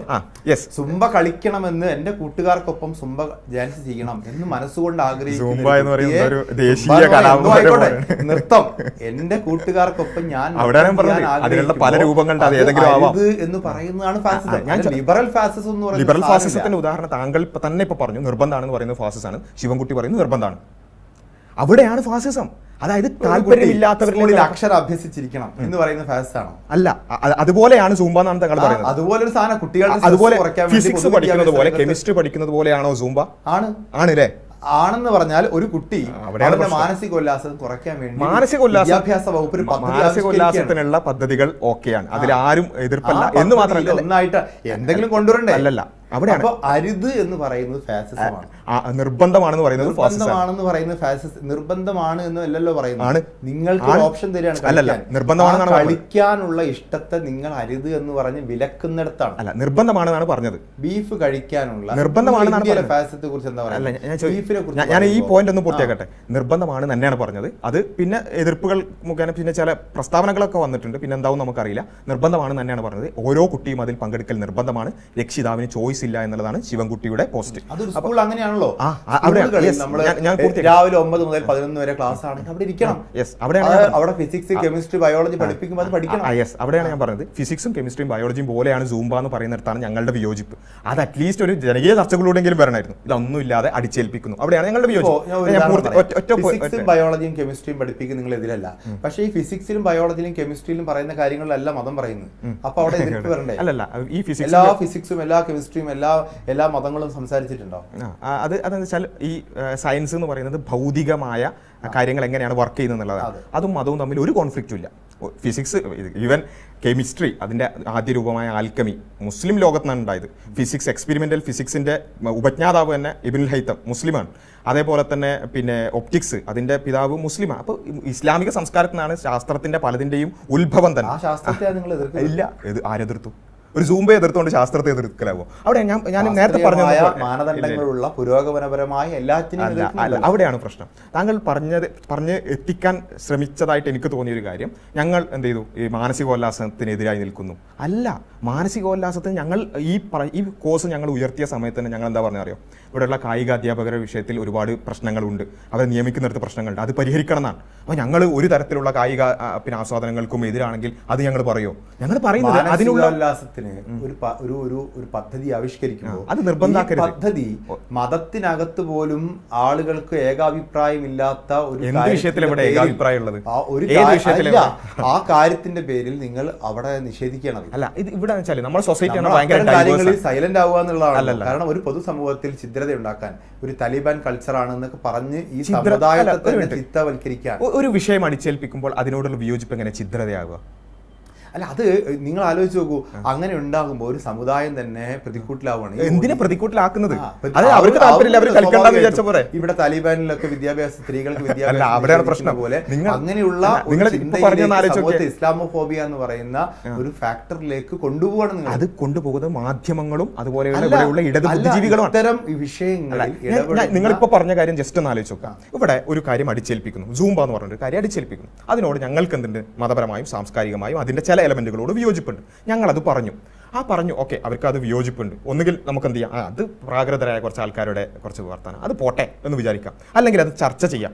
അതിന്റെ മെറിറ്റിൽ സൂംബ വേണോ വേണ്ടേ, അതിന് വേറെ ചോയ്സുകൾ വേണോ വേണ്ടേ, അത് നടപ്പിലാക്കിയ രീതി ശരിയോ അല്ലേ, ഇതൊക്കെ ചർച്ച ചെയ്യാം. അതിനപ്പുറത്തേക്ക് എന്തിനാണ് ഇതൊരു മുസ്ലിം സമുദായത്തിൽ നിന്ന് വന്നതാണ്, കുറച്ച് സമസ്തക്കാരും വിസ്ഡംകാരും കുറച്ച് മുജാഹിദ് സംഘടനക്കാരും ഇത് പറഞ്ഞു, അവരെ പിടിച്ചിട്ട് ഈ സമുദായത്തെ മൊത്തം ഒരു പ്രതിക്കൂട്ടിലേക്ക് കയറ്റിയത് എന്തിനാ? ആ കയറ്റി അവരോട് താലിബാന്, ഇറാന്, അഫ്ഗാനിസ്ഥാൻ ഇതൊക്കെ ചോദിച്ച് എന്നുവെച്ചാൽ ഒരു വിയോജിപ്പ് പറഞ്ഞു. ഇത്തരം ചർച്ചകളിലേക്ക് ചർച്ചകൾ കൊണ്ടുവരുന്നത് ആരാ? ഞങ്ങൾ ആരും താലിബാനെ കുറിച്ച് യുക്തിവാദികളൊക്കെ പറയുന്ന എക്സ് മുസ്ലിം എന്ന് പറയുന്ന ഒരു കമ്മ്യൂണിറ്റിയും സംഘപരിവാറും ഒക്കെ പ്രചരിപ്പിച്ചുകൊണ്ടിരിക്കുന്ന ആശയങ്ങൾക്ക് അവർക്ക് വടി കൊടുക്കുന്ന തരത്തിലേക്കുള്ള എന്താണ് വടി കൊടുക്കൽ? ഞങ്ങൾക്കൊരു കാര്യത്തോട് വിയോജിപ്പുണ്ടെന്ന് പറയാലോ. അതെ, വിയോജിപ്പ് പറയാൻ പാടില്ല. എവിടെയാണ് ആ വിയോജിപ്പ് പറയേണ്ടത്? ഒരു പൊതുവിദ്യാലയത്തിൽ കുട്ടികൾക്ക് വേണ്ടി, കുട്ടികൾക്ക് എക്സംഷൻ ഉണ്ട്, നൃത്തത്തിൽ പോലും എക്സംഷൻ ഉണ്ട് എന്ന് താങ്കൾ തന്നെ പറഞ്ഞു. ആ എക്സംഷൻ ഉള്ള കുട്ടികൾ ചെയ്യുന്ന സൂംബയോടാണ് നിങ്ങൾ വിയോജിപ്പ് രേഖപ്പെടുത്തൽ ഇത്രയും വലിയ മഹാപരാധമാണോ? എന്ത് ചെയ്യാം, ഇത് ഒരു പുനരാലോചനയാവാം, ഇത് കുട്ടികളുടെ കാര്യമാണ്. ആ കുട്ടികൾ അവിടെ സുംബ ചെയ്തുകൊണ്ട് മതപരമായിട്ടുള്ള ഒരു വിശ്വാസത്തിനും ഇസ്ലാമിന്റെ അടിസ്ഥാന പ്രമാണങ്ങൾക്ക് ഒന്നും തന്നെ ഒരു കോട്ടവും സംഭവിക്കുന്നില്ല. അപ്പൊ അതുകൊണ്ട് ആ വിഷയത്തിൽ നമ്മൾ ഇപ്പോൾ തൽക്കാലം മൗനം പാലിക്കാം. അതൊരു ഔചിത്യമായിരുന്നില്ല. അതാണ് ഞാൻ പറഞ്ഞത്. അത് ഇങ്ങനെ ഒരു സൂംബ എന്നുള്ള സംഭവം വരുന്നു, അപ്പോൾ തന്നെ നമ്മൾ എതിർത്തതല്ല. ഇത് ഒരു വിദ്യാലയങ്ങളിലേക്ക് കുറച്ച് കാലമായി കടത്തി വന്നുകൊണ്ടിരിക്കുന്ന ഒരു അജണ്ടയോടുള്ള വിയോജിപ്പാണ്. ഇത് വെറും സൂംബയോടുള്ള വിയോജിപ്പല്ല. അവിടെയാണ് ആ കാര്യം ഒന്ന് പൂർത്തിയാക്കാൻ സമ്മതിക്കണം. അതെന്താണെന്ന് വെച്ചാൽ ഇത് കുറച്ച് കാലമായി LDF ഗവൺമെൻറ് വന്നതിന് ശേഷം വളരെ ആസൂത്രിതമായി നമ്മുടെ പാഠ്യപദ്ധതിയിലേക്ക്, അതുപോലെ തന്നെ നമ്മുടെ കരിക്കുലത്തിലേക്ക്, നമ്മുടെ സ്കൂൾ രൂപത്തിലേക്ക് പലതരത്തിലുള്ള കാര്യങ്ങൾ ഒളിച്ച് കടത്തിക്കൊണ്ടിരിക്കുന്നുണ്ട്, നേരിട്ടും കടത്തിക്കൊണ്ടിരിക്കുന്നുണ്ട്. നേരത്തെ ജെൻഡർ ന്യൂട്രാലിറ്റി അറിയാം. അപ്പോൾ ജെൻഡർ ന്യൂട്രാലിറ്റി വലിയ ജനകീയ ചർച്ചകൾ നടന്നു. ആ ചർച്ചകളെ മൊത്തം കാറ്റിൽ പറത്തിക്കൊണ്ട് അത് ടെക്സ്റ്റ് ബുക്കുകളിലേക്ക് കൊണ്ടുവരുന്നു. അതേപോലെ തന്നെ ഇപ്പോൾ ഇങ്ങനെയുള്ള സ്കൂളുകളിലുള്ള പൊതുവായ കൾച്ചർ, ഇവിടെയുള്ള മുസ്ലിങ്ങളോട് മാത്രമല്ല, നിങ്ങൾ അല്ലാത്ത മാധ്യമപ്രവർത്തകരാണല്ലോ, സാധാരണക്കാരായ മുസ്ലിങ്ങളല്ലാത്ത രക്ഷിതാക്കളോട് നിങ്ങളൊന്ന് അഭിപ്രായം ചോദിച്ചു നോക്കുക. ഇപ്പോഴുള്ള കുട്ടികളുടെ ആ ഒരു ജീവിത രീതിയും അത് നിങ്ങൾക്ക് ഒരു സാംസ്കാരികമായി അക്സെപ്റ്റ് ചെയ്യാൻ പറ്റുന്നതാണോ? അല്ല, ഞാൻ ഇതൊന്ന് പൂർത്തിയാക്കട്ടെ. അപ്പോൾ ഇത്തരത്തിൽ എല്ലാവർക്കും പ്രശ്നമായിട്ടുള്ള, ഇപ്പോൾ കഴിഞ്ഞ SSLC കഴിഞ്ഞ ദിവസം നമ്മൾ കണ്ടിട്ടുണ്ടാവും, കുട്ടികളെ രക്ഷിതാക്കൾ പേടിച്ചിട്ട് സ്കൂളിലേക്ക് വന്നിട്ട് കൊണ്ടുപോകുന്ന ദൃശ്യങ്ങളൊക്കെ നമ്മൾ കണ്ടു. എന്തേ കാരണം? കുട്ടികൾ അത്രത്തോളം എന്ത് ചെയ്തിട്ടുണ്ട്, അവരുടെ കൾച്ചറും അവരുടെ രീതിയും മാറിപ്പോയിട്ടുണ്ട്. മതവിശ്വാസത്തിൽ നിന്ന് പോകുന്നതുകൊണ്ടാണ് എന്നാണ് താങ്കൾ വിശ്വസിക്കുന്നത്? അല്ല, ഇവിടെയുള്ള ഹൈന്ദവരായ ക്രൈസ്തവരായ രക്ഷിതാക്കൾക്ക് പോലും ആശങ്കകളുണ്ട്. കുട്ടികൾ വലിയ രൂപത്തിൽ വേറൊരു കൾച്ചറിലേക്ക് പോകുന്നു എന്നുള്ളതാണ്. വേറൊരു കൾച്ചറിലേക്കും, ഈവൻ ഈ സെലിബ്രേഷൻ കൾച്ചർ എല്ലാത്തിനും ഒരു ആഘോഷമായി കാണുക, പരമാവധി സുഖം അനുഭവിക്കുക. പരമാവധി സുഖം അനുഭവിക്കുക എന്നുള്ള കൾച്ചർ നല്ലതാണോ? പരമാവധി സുഖം അനുഭവിക്കുക എന്ന ഒരു ലക്ഷ്യത്തോടു കൂടി ഒരാൾ ജീവിക്കുന്നത് നല്ലതാണോ? പരമാവധി സുഖം അനുഭവിക്കുക എന്നാൽ ജീവിതത്തിൽ പ്ലഷർ സീക്കിംഗ് എന്ന് പറയുന്നത് മനുഷ്യന്മാർ ചെയ്യുന്ന അത് എല്ലാവർക്കും പ്ലഷർ വേണം. നമ്മളെല്ലാവരും കുറച്ച് ഫുഡ് കഴിക്കാനും അല്ലെങ്കിൽ ടൂർ പോകാനും, പക്ഷെ അത് മാത്രം ജീവിതമാകുമ്പോഴാണ് ലഹരിയിലേക്ക് പോകുന്നതിനെതിരെ. ലഹരി എന്ന് പറയുന്ന ഒരു പ്ലഷർ സീക്കിംഗ് മെക്കാനിസമാണ്. അതിലേക്ക് പോകുന്നതിനെതിരെയാണ്. അല്ല, അതിലേക്ക് പോകുന്നതിനെതിരല്ല പലപ്പോഴും സംഭവിക്കുന്നത്. അതായത് ഇങ്ങനെ ഒരു കൾച്ചറിലേക്ക് പോയാൽ, അതായത് എന്റെ മുമ്പയും വേണ്ട ലഹരിയും വേണ്ട എന്ന് നടക്കുക. ലഹരി വേണ്ട എന്ന് നമ്മൾ പറയുന്നു, അതിന് പകരമാണ് അതായത് ഞാൻ സുംബ ആവിഷ്കരിക്കുന്നത്. നമ്മൾ ഒരു കാര്യം മാത്രമായിട്ട് ലഹരി നിരോധിക്കപ്പെട്ടിരിക്കുന്നു, എല്ലാവരും ബോർഡുണ്ടല്ലോ, പല ആളുകളും ലഹരിയിലേക്ക് പോകുന്നുണ്ട്. അതിലേക്കുള്ള പ്രോൺ ആയിട്ടുള്ള സിറ്റുവേഷൻസും കാഴ്ചപ്പാടുകളും മാറ്റുക എന്നുള്ളതാണ് ഇതിൻ്റെ വേര്. അവിടെ കുട്ടികളെ സംബന്ധിച്ചിടത്തോളം അവർക്ക് പ്രത്യേകിച്ചും അവരുടെ ഫ്രോണ്ടൽ കോർട്ടക്സ് അത്ര ഡെവലപ്ഡ് അല്ല. അവർക്ക് ഒരു ഡിസിഷൻ മേക്കിങ്ങിൽ പല പ്രശ്നങ്ങളും. അപ്പോൾ അതിൽ അവർ ഈ ഒരു എങ്ങനെയെങ്കിലും സുഖം അനുഭവിക്കുക എന്നുള്ളതാണ് എൻ്റെ ജീവിതത്തിൻ്റെ ലക്ഷ്യം എന്ന ഒരു സെലിബ്രേഷൻ കൾച്ചറിലേക്ക് അവരെത്തിയാൽ, ഒരു ലിബറൽ പാഠപുസ്തകത്തിലുണ്ടോ? അല്ല, ഞാൻ പൂർത്തിയാക്കട്ടെ. അത്തരം ഒരു ലിബറൽ കൾച്ചറിലേക്ക് അവരെത്തിയാൽ അവരെ സംബന്ധിച്ചിടത്തോളം പ്ലഷർ സീക്കിംഗ് ആവും അവരുടെ ജീവിതത്തിൻ്റെ ആത്യന്തിക ലക്ഷ്യം. ആ പ്ലഷർ സീക്കിംഗ് അവരുടെ ആത്യന്തിക ലക്ഷ്യമാകുമ്പോൾ അതിൽപ്പെട്ട ഒന്നായ ഒരു ലഹരി അത് എക്സ്പ്ലോർ ചെയ്യാനും അവർക്ക് തോന്നും. അതിൽ നിന്ന് തടയേണ്ട ലിബറൽ കൾച്ചർ എന്ന് പറയുന്നത്, അത് ഞാൻ ചോദിക്കട്ടെ, ഒരു ലിബറൽ കൾച്ചർ എന്ന് പറഞ്ഞാൽ അതായത് ഒരു ഇൻഡിവിജ്വലിന്റെ ലിബർട്ടി അല്ലെങ്കിൽ ഇൻഡിവിജ്വലിന്റെ ഫ്രീഡമാണ് അൾട്ടിമേറ്റ്. സൊസൈറ്റി സെൻട്രിക് ആയിട്ടുള്ള ഒരു ഫ്രീഡം എന്നുകൊണ്ട് ഉദ്ദേശിക്കുന്നു. ഫ്രീഡം എന്ന് പറഞ്ഞാൽ എന്തും ചെയ്യാനുള്ള സ്വാതന്ത്ര്യം. അല്ല ഞാൻ പൂർത്തിയാക്കാം. ഫ്രീഡം എന്ന വാക്കിനർത്ഥം, ഫ്രീഡത്തിന് രണ്ട് അർത്ഥങ്ങളുണ്ട്. ഒരു നെഗറ്റീവ് ആസ്പെക്ട്സിലുള്ള അർത്ഥത്തെ താങ്കൾ പറയുന്നത്. ഫ്രീഡം എന്നതുകൊണ്ട് നെഗറ്റീവ് ആസ്പെക്ട്സിൽ നെഗറ്റീവ് ആസ്പെക്ട്സ് എന്ന് പറഞ്ഞാൽ എന്തും ചെയ്യാന്നുള്ളതാണ്. പക്ഷേ നമ്മൾ പൊളിറ്റിക്കലി പറയുന്ന ഫ്രീഡം എന്ന് പറയുന്നത് ഒരു വ്യക്തിയുടെ വൈകാരികവും വൈചാരികവുമായ വികാസത്തിനുള്ള അനുകൂലമായ സാഹചര്യം എന്നാണ്. എന്ന് പറഞ്ഞാൽ കുട്ടിക്ക് പഠിക്കാനുള്ള, ചിന്തിക്കാനുള്ള, സ്വന്തമായി ചിന്തിക്കാനുള്ള ഒക്കെയുള്ള ഒരു സാഹചര്യം സൃഷ്ടിച്ചെടുക്കുക എന്നുള്ളതാണ്. അവന്റെ മതമോ അവന്റെ ജാതിയോ അവന്റെ ചുറ്റുപാടുകളോ ലിംഗമോ വർണ്ണമോ വർഗമോ ഒന്നും ഇത്തരം വൈചാരികമായ വികാസത്തിന് തടയരുത്. അതാ ഫ്രീഡം എന്ന് പറയുന്നത്. ആ ഫ്രീഡം കൾച്ചറിന് താങ്കൾ ലിബറൽ ഫാസിസം എന്ന് പറയുന്നത് ഇപ്പൊ വീണ്ടും അതിന്റെ താങ്കൾ പറഞ്ഞ ആ ഒരു പോയിന്റ് വളരെ ക്ലിയർ ആണ്. ഒരു ലിബറൽ മെന്റാലിറ്റിയെ സംബന്ധിച്ചിടത്തോളം ഒരു ഇൻഡിവിജ്വലിന്റെ ഫ്രീഡമാണ് ഏറ്റവും പ്രധാനം. പക്ഷേ ഇവിടെ രണ്ട് ആശയധാരകളുണ്ട്. വ്യക്തി സ്വാതന്ത്ര്യവുമായിട്ട് ബന്ധപ്പെട്ട് ഒരു വ്യക്തിയുടെ സ്വാതന്ത്ര്യമാണ് എല്ലാത്തിനും മുകളിൽ വെൽക്കേണ്ടത് എന്നുള്ളതും, അതല്ല നമ്മൾ സൊസൈറ്റിയുടെ വെൽബീയിങ് എന്നുള്ളതിനാണ്. ചിലപ്പം അവിടെ സൊസൈറ്റിയുടെ വെൽബീയിങ്ങിന് സൊസൈറ്റി സെൻട്രിക് ആയിട്ട് ചിന്തിക്കുമ്പോൾ വ്യക്തിയുടെ ഫ്രീഡത്തിന് ചില അതിർവരമ്പുകൾ നിശ്ചയിക്കേണ്ടി വരും. ഈ രണ്ട് കാഴ്ചപ്പാടുകൾ ഇവിടെ ഉണ്ട്. അപ്പോൾ ഒരു വ്യക്തിക്ക് അവന് ഇഷ്ടമുള്ള മറ്റുള്ളവരെ ഉപദ്രവിക്കാത്ത എന്തും ചെയ്യാം. ഇതാണ് ഒരു വ്യക്തി സ്വാതന്ത്ര്യത്തിന്റെ അതിന്റെ ഒരു അടിസ്ഥാനം എന്ന് പറയുന്നത്. ആ കാര്യമാണ് പൊതുവിൽ ചെയ്യാന്നുള്ളതൊന്നും അല്ല. ഓക്കെ, വ്യക്തി സ്വാതന്ത്ര്യം എന്താണ് വ്യക്തി സ്വാതന്ത്ര്യം എന്ന് പറഞ്ഞാൽ അത് ബേസിക് ഇൻഡിവിജ്വൽ ഫ്രീഡം എന്ന് പറയുന്നത് ഒരു മനുഷ്യന് ഇപ്പൊ പഠിക്കണം. ഞാൻ താഴ്ന്ന ജാതിക്കാരനായതുകൊണ്ട് എന്റെ വിദ്യാഭ്യാസം തടഞ്ഞു വെക്കുകയാണെങ്കിൽ വ്യക്തി സ്വാതന്ത്ര്യത്തിനെതിരായിട്ടുള്ള ഞാൻ ചോദിക്കുന്നത്രേ ഉള്ളൂ. എവിടെയാണ് ആ വ്യക്തി സ്വാതന്ത്ര്യത്തിന്റെ അതിരെവിടെയാണ്? അല്ല ഈ കാര്യത്തിൽ നമുക്ക് തർക്കമില്ലാത്ത തർക്കമില്ലാത്ത വിഷയമാണ്. വിഷയമാണ്. ഞാൻ അതാണ് ചോദിക്കുന്നത് ഇത്രേ ഉള്ളൂ, വ്യക്തി എവിടെയാണ് ആ വ്യക്തി സ്വാതന്ത്ര്യം? ഒരു കാര്യം പറ്റില്ല എന്ന് പറയുന്നത് എവിടെയാന്ന് ചോദിച്ചാൽ അത് മറ്റൊരാളുടെ സ്വാതന്ത്ര്യത്തെ ഹനിക്കുന്ന ഹാനി തിയറി എന്നൊക്കെ പറയുന്ന ആ തിയറി പ്രകാരം നിങ്ങൾ മറ്റൊരാളുടെ സ്വാതന്ത്ര്യത്തെ ഹനിക്കുന്നിടത്ത് നിങ്ങളുടെ സ്വാതന്ത്ര്യം അവസാനിക്കും. അതാണ് അങ്ങനെയാണെങ്കിൽ ഞാൻ ചോദിക്കട്ടെ, ഈ ആശയം വളരെ ക്ലിയർ ആണ്. ലിബറലിസത്തിന്റെ ഏറ്റവും അടിസ്ഥാനപരമായിട്ടുള്ള ഹാം പ്രിൻസിപ്പിൾ ആണ് താങ്കൾ പറഞ്ഞത്. സ്റ്റുവർട്ട് മില്ലും ഒക്കെ പറഞ്ഞ യൂട്ടിലിറ്റി ഒക്കെ ആ അടിസ്ഥാനമനുസരിച്ച് ഞാൻ ഒറ്റ ചോദ്യം ചോദിക്കാം. ഒരാൾ അയാളുടെ സ്വകാര്യതയിൽ അയാളുടെ വീട്ടിൻ്റെ മുറിയിൽ വേറെ ആരും ഉപദ്രവിക്കാതെ കഞ്ചാവ് ഉപയോഗിച്ചാൽ എന്താണ് പ്രശ്നം? ഒരാൾ മറ്റൊരാളെ ഉപദ്രവിക്കാതെ കഞ്ചാവ് ഉപയോഗിച്ചാൽ എന്താണ്? അയാളുടെ വ്യക്തി സ്വാതന്ത്ര്യത്തെ ഹനിക്കുക ചെയ്യുന്നത്. അയാൾക്ക് വളരാനും വികസിക്കുവാനുമുള്ള അവകാശത്തെ താങ്കൾ പറഞ്ഞ മാനദണ്ഡം എന്തായിരുന്നു? മാനദണ്ഡം മറ്റൊരാളെ ഉപദ്രവിക്കാത്തിടത്തോളം കാലം. എന്താണ് വ്യക്തി സ്വാതന്ത്ര്യം ഞാൻ ഡിഫൈൻ ചെയ്തത്? ഉപദ്രവിക്കാത്തിടത്തോളം കാലം ഡെഫിനീഷൻ എന്താ അറിയോ? അയാളുടെ വ്യക്തിപരമായ വൈകാരികമായ വികാസത്തിനുള്ള അന്തരീക്ഷം എന്നുള്ളതാണ്. ഇവിടെ സർക്കാർ ലഹരി നിരോധിക്കാനുള്ള കാരണം എന്താ? ഒരു വിദ്യാർത്ഥിയുടെ വ്യക്തി വികാസത്തിന് ലഹരി എതിരാണ്. അത് റൂമിനകത്ത് ചെയ്താലും പുറത്ത് ചെയ്താലും എതിരാണ്. താങ്കൾ പറഞ്ഞ വ്യക്തി സ്വാതന്ത്ര്യം അതിനെ വേറെ രീതിയിൽ ഞാൻ ചോദിച്ച ചോദ്യം കംപ്ലീറ്റ് ചെയ്യട്ടെ. അതായത് താങ്കൾ ഇതിന്റെ ഒരു പ്രശ്നമാണ് ഞാനിപ്പം പറഞ്ഞു വരുന്നത്. അതായത് ഒരു കാര്യം ശരിയോ തെറ്റോ എന്നുള്ളതിന് ലിബറലുകളെ സംബന്ധിച്ചോ മതവിശ്വാസികൾക്ക് കൃത്യമായ റിജിഡായ മാനദണ്ഡമുണ്ട്. ഞാൻ അത് ചോദിച്ചാൽ വേണമെങ്കിൽ പറയാം. പക്ഷെ ഒരു ലിബറലിനെ സംബന്ധിച്ചിടത്തോളം, ലിബറൽ കൾച്ചറിൽ ജീവിക്കുന്ന ഒരു കുട്ടിയെ സംബന്ധിച്ചിടത്തോളം അവന് കിട്ടുന്ന ഒരു ഡെഫിനിഷനാണ് താങ്കൾ നേരത്തെ പറഞ്ഞത്. എന്റെ സ്വാതന്ത്ര്യം നിന്റെ മൂക്കിൻ തുമ്പ് വരെ എന്ന് വെച്ചാൽ നിന്റെ മൂക്കിൽ തട്ടുമ്പോൾ നീ ഇടപെട്ടോളൂ, അതുവരെ സ്വാതന്ത്ര്യം എന്താണ്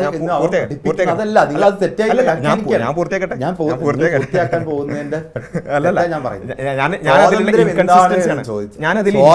എന്നതിന്റെ ഡെഫിനിഷൻ അല്ല എന്ത് ഒരാളുടെ മുക്കിൻ തുമ്പത്ത് അവസാനിക്കുന്നതാണ് അതിന്റെ ഡെഫിനിഷൻ അല്ല, അത് അതിന്റെ അതിർത്തിയാണ്. ഡെഫിനിഷൻ എന്ന് പറയുന്നത് നിങ്ങൾക്ക് നിങ്ങളുടെ സ്വന്തമായ വ്യക്തിത്വ വികാസത്തിനുള്ള അവസരമുണ്ടോ എന്നുള്ളതാണ്. ആ വ്യക്തിത്വ വികാസത്തിനുള്ള അവസരത്തിൽ അതിന് ഹാനികരമായതാണ് ലഹരി എന്നാര് പറഞ്ഞു?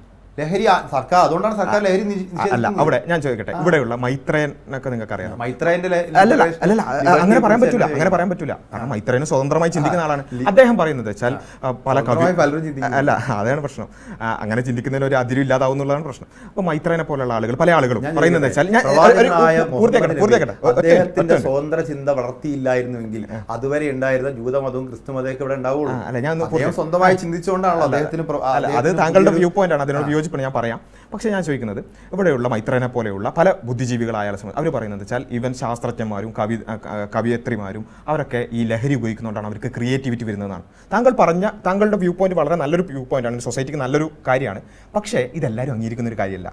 ഇതാണ് അതിന്റെ ബേസിക് പ്രിൻസിപ്പിൾ. അല്ല, എല്ലാവരും അംഗീകരിക്കുന്ന ഒരു കാര്യമല്ല. അവിടെ താങ്കൾക്ക് ലഹരി എന്തുകൊണ്ട് തെറ്റാണെന്ന് താങ്കൾക്ക് പറയണമെന്നുണ്ട്, കാരണം നമ്മുടെ ഒരു സൊസൈറ്റിയുടെ കൾച്ചർ അങ്ങനെയാണ്. പക്ഷേ അമേരിക്കയിൽ കഞ്ചാവ് ലീഗലൈസ്ഡ് ആണ്. എന്തുകൊണ്ട്? അവിടുത്തെ ഗവൺമെന്റ് മദ്യം ലീഗലൈസ്ഡ് ആണ്. എന്തുകൊണ്ട്? ആ ഇൻകൺസിസ്റ്റൻസിയെ താങ്കൾ എങ്ങനെ വിശദീകരിക്കും? മദ്യത്തിന് ഒരുപാട് ശാരീരികമായും കുടുംബപരമായിട്ടും സാമൂഹികമായിട്ടും പ്രശ്നങ്ങളില്ലേ? എന്നിട്ട് എന്തുകൊണ്ടാണ് മദ്യം ഓക്കെ ആയത്? മദ്യം സോഷ്യോളജിക്കലി മനുഷ്യന് ചിലപ്പോൾ ലഹരി ആവശ്യം വരാം. അതാണ് ഇൻകൺസിസ്റ്റൻസി എന്ന് പറയുന്നത്. ആ ലഹരി ഉപയോഗിക്കാനുള്ള സ്വാതന്ത്ര്യം. അതാണ് ഇൻകൺസിസ്റ്റൻസി എന്ന് പറയുന്നത്. താങ്കൾ എന്ത് പറയുന്നു? ലഹരി ചില സമയത്തൊക്കെ ഉപയോഗിക്കേണ്ടി വരുന്നു എന്നുള്ള പൊസിഷൻ താങ്കൾ എടുക്കുന്നു. അതേ പൊസിഷൻ എടുക്കുന്ന താങ്കൾ കഞ്ചാവ് എന്ന് പറയുന്ന ലഹരി ഉപയോഗിക്കാനുള്ള പല ആളുകളുടെയും ഒരു സ്വാതന്ത്ര്യത്തെ ഹനിക്കാൻ ശ്രമിക്കും. അളവാണല്ലോ, ഓരോന്നിനും ടോക്സിക്കേഷൻ ലെവൽ വ്യത്യാസമുണ്ട്. അല്ല, വളരെ നല്ല രൂപത്തിൽ കഞ്ചാവ് ഉപയോഗിക്കുന്ന ആൾക്കാരുണ്ടല്ലോ. വളരെ നല്ല രൂപത്തിൽ കഞ്ചാവ് ടോക്സിക്കേഷൻ ലെവൽ അല്ല, MDMA ടോക്സിക്കേഷൻ ഞാൻ ചോദിക്കട്ടെ, വ്യത്യാസമുണ്ടല്ലോ. ഈവൻ നമ്മൾ സയന്റിഫിക്കലി നോക്കുകയാണെന്നുണ്ടെങ്കിൽ മദ്യത്തേക്കാൾ കുറവാണ് കഞ്ചാവിന്റെ സൈഡ് എഫക്ട്സ്. അല്ല, താങ്കൾ പഠിക്കാൻ ശ്രമിച്ചോളൂ. മദ്യത്തിന്റെ എഫക്ട്, മദ്യപാനത്തിന്റെ അവൈലബിലിറ്റി, മദ്യത്തിന്റെ വില, മദ്യം നിർണ്ണയിച്ചു കൊടുക്കുന്നതൊക്കെ സർക്കാരിന് നിയന്ത്രണമുണ്ട്. അത് കഞ്ചാവിനെ സംബന്ധിച്ചിടത്തോളം കഞ്ചാവിന്റെ അവൈലബിലിറ്റിയും കഞ്ചാവിന്റെ അത് നിയന്ത്രണത്തിലാക്കി ലീഗലൈസ് ചെയ്താൽ പോരെ? ലീഗലൈസ് ചെയ്താൽ ആ പ്രശ്നങ്ങളൊക്കെ മാറൂലേ? അപ്പം കഞ്ചാവ് ഓക്കെയാണ്. ലീഗലൈസ് ചെയ്ത കഞ്ചാവ് ഓക്കെ ആവില്ല. നിങ്ങൾ കൊടുക്കുന്ന ലഹരി ഒരാൾക്ക് ലഹരി എന്തുകൊണ്ട് കഞ്ചാവ് പറ്റില്ല? എന്തുകൊണ്ട് കഞ്ചാവ് പറ്റില്ല? അവൈലബിൾ ആക്കി കൊടുക്കുമ്പോൾ ഒരു നിശ്ചിതമായ മാനദണ്ഡമുണ്ട്. ഇവിടെ മദ്യം അവൈലബിൾ ആക്കി കൊടുത്തത് കൊണ്ടാണ് മറ്റ് ലഹരികൾ നിരോധിക്കുന്നത്. കഞ്ചാവും അതിന്റെ മാനദണ്ഡം പറയൂ. അത് സർക്കാരിന്റെ മാനദണ്ഡമാണ്. സർക്കാർ എന്തുകൊണ്ട് അമേരിക്കയിൽ കഞ്ചാവ് നിയന്ത്രിക്കണം. ലഹരിയുടെ വ്യാപനം നിയന്ത്രിക്കേണ്ടി വരുമ്പോൾ ഒരു പരിമിതമായ അളവിൽ കൊടുക്കാൻ സാധിക്കുന്ന ലഹരി കൊടുക്കുകയും മറ്റ് ലഹരികൾ നിയന്ത്രിക്കുകയും ചെയ്യുന്നു. ചില സമൂഹം അപ്പൊ അമേരിക്കയിൽ വിചാരിക്കുകയാണ്, അമേരിക്കൻ സർക്കാർ വിചാരിക്കുന്നു കഞ്ചാവ് കൊടുക്കാം, ഇവിടെ നാളെ ഗവൺമെന്റ് കഞ്ചാവ് കൊടുക്കാന്ന് വിചാരിച്ചാൽ താങ്കൾ അതിനെ സപ്പോർട്ട് ചെയ്യും. കഞ്ചാവ് കൊടുക്കാൻ തീരുമാനിച്ചപ്പോൾ മദ്യം കൊടുക്കുന്നുണ്ട്, അതുകൊണ്ട് മദ്യം തെറ്റല്ല എന്നാണ് ആരും പറയുന്നത്. താങ്കളാണ് പറഞ്ഞത് ഇടക്കൊക്കെ ലഹരി ഉപയോഗിക്കുന്ന ചില ആളുകൾക്ക് മദ്യത്തെ അനുകൂലിച്ചല്ല പറഞ്ഞത്. താങ്കൾ പറഞ്ഞു ഇടയ്ക്ക് ഉപയോഗിക്കേണ്ടി വരുന്നു, ആവശ്യമുള്ളവരുണ്ട്, അവർ മദ്യപിക്കുന്നു. അവിടെയാണ് ലോകയുടെ അളവാണ്. അവിടെ കഞ്ചാവും കൂടി കൊടുത്ത് MDMA കൂടി കൊടുത്ത് അപ്പൊ എത്രയാവും? ഈ അളവ് കൂടുന്നുണ്ട്. അല്ല, അതൊക്കെ സമൂഹത്തിൽ താങ്കൾ വളരെ നല്ലൊരു മനുഷ്യനായതുകൊണ്ട് സൊസൈറ്റിയെ കൂടി കൺസേൺ ഉള്ളത് കൊണ്ട് താങ്കൾക്ക് തോന്നുന്ന ആശങ്കകൾ മാത്രമാണ്. ഒരു കഞ്ചാവ് ലീഗലൈസ് ചെയ്യണം എന്ന് പറയുന്ന ആളെ സംബന്ധിച്ചിടത്തോളം ഇതിനൊക്കെ ഒരുപാട് മറുവാദങ്ങളുണ്ട്. ഞാനത് പറയുമ്പോൾ ഒരു കഞ്ചാവ് അതെ, അവിടെയാണ് ഇങ്ങനെ ഒരു മതത്തിനെ സംബന്ധിച്ചിടത്തോളം മതത്തിന്റെ ഒരു ബേസിക് പ്രിൻസിപ്പിൾ ഞാൻ ജസ്റ്റ് ഒന്ന് പറയാം. നമ്മെ സൃഷ്ടിച്ചത് പടച്ചവനാണ്, ദൈവമാണ്. നമ്മെക്കുറിച്ച് പൂർണ്ണമായി അറിയുന്നത്, ഈ സൊസൈറ്റിയെ പറ്റി പൂർണ്ണമായി അറിയുന്നത്, നമ്മുടെ ഓരോ പ്രവൃത്തികളുടെയും വരും വരായികളെ പറ്റി പൂർണ്ണമായി അറിയുന്നത് പടച്ചവനാണ്. നമുക്ക് പല കാര്യങ്ങളും ഇപ്പോൾ ഈ പറഞ്ഞതുപോലെ മദ്യം ഉണ്ടായാൽ എന്താ, കഞ്ചാവ് ഉണ്ടായാൽ എന്താ, അങ്ങനെ പല തോന്നലുകളും ഉണ്ടാകും. പക്ഷേ ഒരു പ്രവൃത്തിയുടെ ലോങ് ടേം എഫക്റ്റ് പൂർണ്ണമായി അറിയാൻ നമുക്ക് കഴിയില്ല. നമ്മുടെ ബുദ്ധിക്കും അറിവിനൊക്കെ പരിമിതി ഉള്ളത് കൊണ്ട് ലോങ് ടേം എഫക്റ്റ് അറിയാൻ നമുക്ക് പരിമിതികളുണ്ട്. ആ പരിമിതികൾ നമുക്കുള്ളത് കൊണ്ട് തന്നെ പരിമിതികൾ മറികടക്കാനാണ് ശാസ്ത്രം ശ്രമിച്ചുകൊണ്ടിരിക്കുന്നത്. ഇല്ല, ആ ശാസ്ത്രം പിന്നെ ചെയ്യുന്നത് മനുഷ്യൻ തന്നെയല്ലേ, മനുഷ്യന്റെ ബുദ്ധി ഉപയോഗിച്ചിട്ടാണല്ലോ. അപ്പം ശാസ്ത്രം ഉപയോഗിച്ചിട്ടാണ്. ശാസ്ത്രം ഒരു മോറലി ന്യൂട്രൽ ആയിട്ടുള്ള ഒരു കാര്യമാണ്. ശാസ്ത്രം എന്താണെന്ന് പറയുന്നത് അല്ല, ഞാൻ ആ ഒരു കൺസെപ്റ്റ് പൂർത്തിയാക്കട്ടെ. അല്ല, ഞാൻ ആ കൺസെപ്റ്റ് പൂർത്തിയാക്കാം. അതായത് ദൈവികമായി ദൈവത്തിന് എന്തറിയാം, എല്ലാത്തിനെ പറ്റി പൂർണ്ണമായ അറിവുള്ളത് കൊണ്ട് ഒരു മതവിശ്വാസി അല്ലാത്ത ഒരാളെ സംബന്ധിച്ചിടത്തോളം ഇത് വാലിഡ് ആയ ഒരു കാര്യമല്ല. മതവിശ്വാസികൾ എങ്ങനെ ലോകത്തെ കാണുന്നു എന്ന് വിശദീകരിക്കാൻ ശ്രമിക്കുകയാണ് ഞാൻ. അപ്പം ദൈവത്തിന് എല്ലാം അറിയാം, ലോങ് ടേം ആയിട്ടുള്ള എഫക്റ്റും ഷോർട്ട് ടേം എഫക്റ്റും എല്ലാം അറിയാം. ആ ദൈവം എന്ത് പറഞ്ഞിട്ടുണ്ട്, എന്ത് പറ്റൂല, എന്ത് പറ്റും എന്നുള്ളത് പറഞ്ഞിട്ടുണ്ട്. അപ്പം ഇപ്പോൾ ഇസ്ലാമികമായ അധ്യാപനങ്ങൾ നോക്കുകയാണെങ്കിൽ കഞ്ചാവാകട്ടെ MDMA ആകട്ടെ അതൊന്നും ആലോചിക്കേ വേണ്ട. ലഹരി ഉണ്ടാക്കുന്ന എന്തും, വലിയ അളവിൽ ലഹരി ഉണ്ടാക്കുന്നത് ചെറിയ അളവിൽ പോലും തിന്മയാണെന്നുള്ളതാണ് ഇസ്ലാമിൻ്റെ അടിസ്ഥാനം. അതിൻ്റെ കാരണം എന്താ വെച്ചാൽ ഏത് ലഹരിയിലേക്ക് നമ്മൾ സ്ട്രെസ് റിലീഫിന് എന്ന് പറഞ്ഞിട്ട് പോയാലും ജോബ് സ്ട്രെസ് എന്ന് പറഞ്ഞിട്ട് പോയാലും എന്തിൻ്റെ പേരിൽ പോയാലും ആ ലഹരി എന്ന് പറയുന്നത് നമ്മുടെ അടിസ്ഥാന പർപ്പസിൽ നിന്ന് അല്ലല്ല ഞാൻ പറഞ്ഞു വന്നത്, ഞാൻ പൂർത്തിയാക്കട്ടെ. അതായത് അങ്ങനെയുള്ള അടിസ്ഥാന പർപ്പസിൽ നമ്മൾ തെറ്റിച്ച് കളയുന്നതായതുകൊണ്ടാണ് എന്ത് ഇത് ഇസ്ലാമിൽ ഹറാമായിട്ടുള്ളത്, മതങ്ങളിലൊക്കെ പൊതുവിൽ ഹറാമായിട്ടുള്ളത്. പക്ഷേ ഇതിൽ നിന്നും മാറി നമ്മളൊരു ലിബറൽ കൾച്ചറിലേക്ക് വന്നാൽ അവിടെ താങ്കൾ നേരത്തെ സംസാരിച്ചതുപോലെയുള്ള ഒരുപാട് ഇൻകൺസിസ്റ്റൻസീസ് ഉണ്ട്. എന്തുകൊണ്ടൊരു കാര്യം ലഹരി തെറ്റാകുന്നു എന്ന് കൃത്യമായി വിശദീകരിക്കാൻ. അപ്പോൾ ചില ആളുകൾ പറയും അത് മദ്യം ചില സമയത്തൊക്കെ ഓക്കെയാണ്, ലഹരി ചിലതൊക്കെ ഓക്കെയാണ്. അപ്പോൾ വേറെ ചില ആൾക്കാർ പറയും അങ്ങനെയാണെങ്കിൽ മദ്യത്തിനേക്കാൾ സൈഡ് എഫക്ട്സ് കുറഞ്ഞ കഞ്ചാവ് ഉണ്ടല്ലോ. അങ്ങനെ പലതരത്തിലുള്ള ഇൻകൺസിസ്റ്റൻസി ഉണ്ടാവും. ആയിക്കോട്ടെ, അങ്ങനെ ഇൻകൺസിസ്റ്റൻസീസ് ഉള്ള വേൾഡ് വ്യൂ അതനുസരിച്ച് ജീവിക്കാനടക്കം ആളുകൾക്ക് താല്പര്യം അല്ലെങ്കിൽ അതിനുള്ള സ്വാതന്ത്ര്യമുണ്ട്. പക്ഷേ ആ ഒരു ഇൻകൺസിസ്റ്റൻ്റ് ആയ ഒരു ഐഡിയോളജി ഈ വളരെ കൺസിസ്റ്റന്റ് ആയ ഒരു ഐഡിയോളജിയുടെ മുകളിലേക്ക് ഇമ്പോസ് ചെയ്യരുത്. ഇത് മാത്രമേ ഞങ്ങൾ പറയുന്നത്. കൺസിസ്റ്റന്റ് ആയ ഐഡിയോളജി എന്ന് പറയുമ്പോഴേ 100% ഉറപ്പുണ്ട് നിങ്ങൾ ഈ വിശ്വസിക്കുന്ന വിശ്വാസ പ്രമാണം അതാണ് ശരി. എത്രയോ മദ്ഹബുകൾ, എത്രയോ വിശ്വാസ പ്രമാണങ്ങൾ, ഒരേ വിശുദ്ധ ഖുറാന്റെ പേരിൽ 100 കണക്കിന് വിശ്വാസ പ്രമാണങ്ങളുള്ള വൈവിധ്യങ്ങളൊക്കെ ഉണ്ട്. അപ്പോൾ അതിലൊരു ഇൻകൺസിസ്റ്റൻസി ഉണ്ട്. എല്ലാം പെർഫെക്റ്റ് ആണെന്ന് നമുക്ക് വാദിക്കാൻ പറ്റില്ല. ഞാൻ പറയുന്നത് അതിന്റെ ബേസ് വളരെ കൺസിസ്റ്റന്റ് ആണ്. എനിക്ക് പൂർണ്ണ താങ്കൾ ചോദിച്ചില്ല 100% ഉറപ്പുണ്ട്. 100% ഉറപ്പ് താങ്കൾക്കുണ്ട്. അതേ വിശ്വാസ പ്രമാണങ്ങളുമായി ഇൻകൺസിസ്റ്റന്റ് ആയി. ഇപ്പൊ നിങ്ങൾ മദ്യത്തെ കുറിച്ച് പറഞ്ഞ പോലെ തന്നെയാണ് പല കാര്യങ്ങളിലും ഇൻകൺസിസ്റ്റൻസി, മതത്തിലും ഇൻകൺസിസ്റ്റൻസി, മതത്തിന്റെ ഇൻകൺസിസ്റ്റൻസി ഉള്ളതുകൊണ്ടാണ് അതിന്റെ ഹദീസുകൾ ഇത്രയും വിശാലമായി വന്നിട്ടുള്ളത്. അത് വ്യാഖ്യാനിക്കുന്നതിൽ 100 കണക്കിന് ആൾ, ജമാഅത്തെ ഇസ്ലാമിയുടെ മൗദൂദി വ്യാഖ്യാനിക്കുന്ന പോലെയല്ല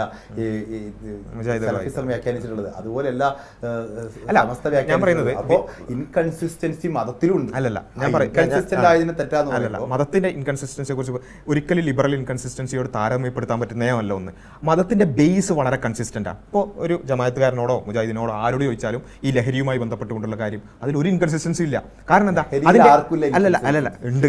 ഞാൻ പറഞ്ഞല്ലോ ഇപ്പൊ ലിബറലുകളുടെ ഞാൻ പറഞ്ഞില്ലേ മദ്യം പറ്റൂല എന്ന് പറയുന്ന ആളോട് നിങ്ങൾ ചോദിക്കണം, നിങ്ങളുടെ ശരീരത്തിന് ഹാനികരമല്ല എന്ന ബോധ്യത്തിലല്ല അയാൾ മദ്യപിക്കുന്നത്. അയാളുടെ കരളും അയാളുടെ കിട്ടിയും അടിച്ചു പോകുമെന്ന് അതെന്റെ സ്വാതന്ത്ര്യമാണെന്നാണ് അയാളുടെ വാദം. അതെന്റെ സ്വാതന്ത്ര്യമാണെന്നാണ് അയാളുടെ വാദം. അയാൾ മനസ്സിലാക്കുന്നുണ്ട് എന്റെ ശരീരത്തിന് ഇത് കേടാണ്, ഞാൻ കുറച്ച് കളിച്ചാൽ എന്റെ കരളിനും ലിവർ സിറോസ് വരാൻ സാധ്യതയുണ്ട്, അതുകൊണ്ട് ഞാൻ അളവ് കുറയ്ക്കണോ കൂട്ടണോ അയാൾ തീരുമാനിക്കും.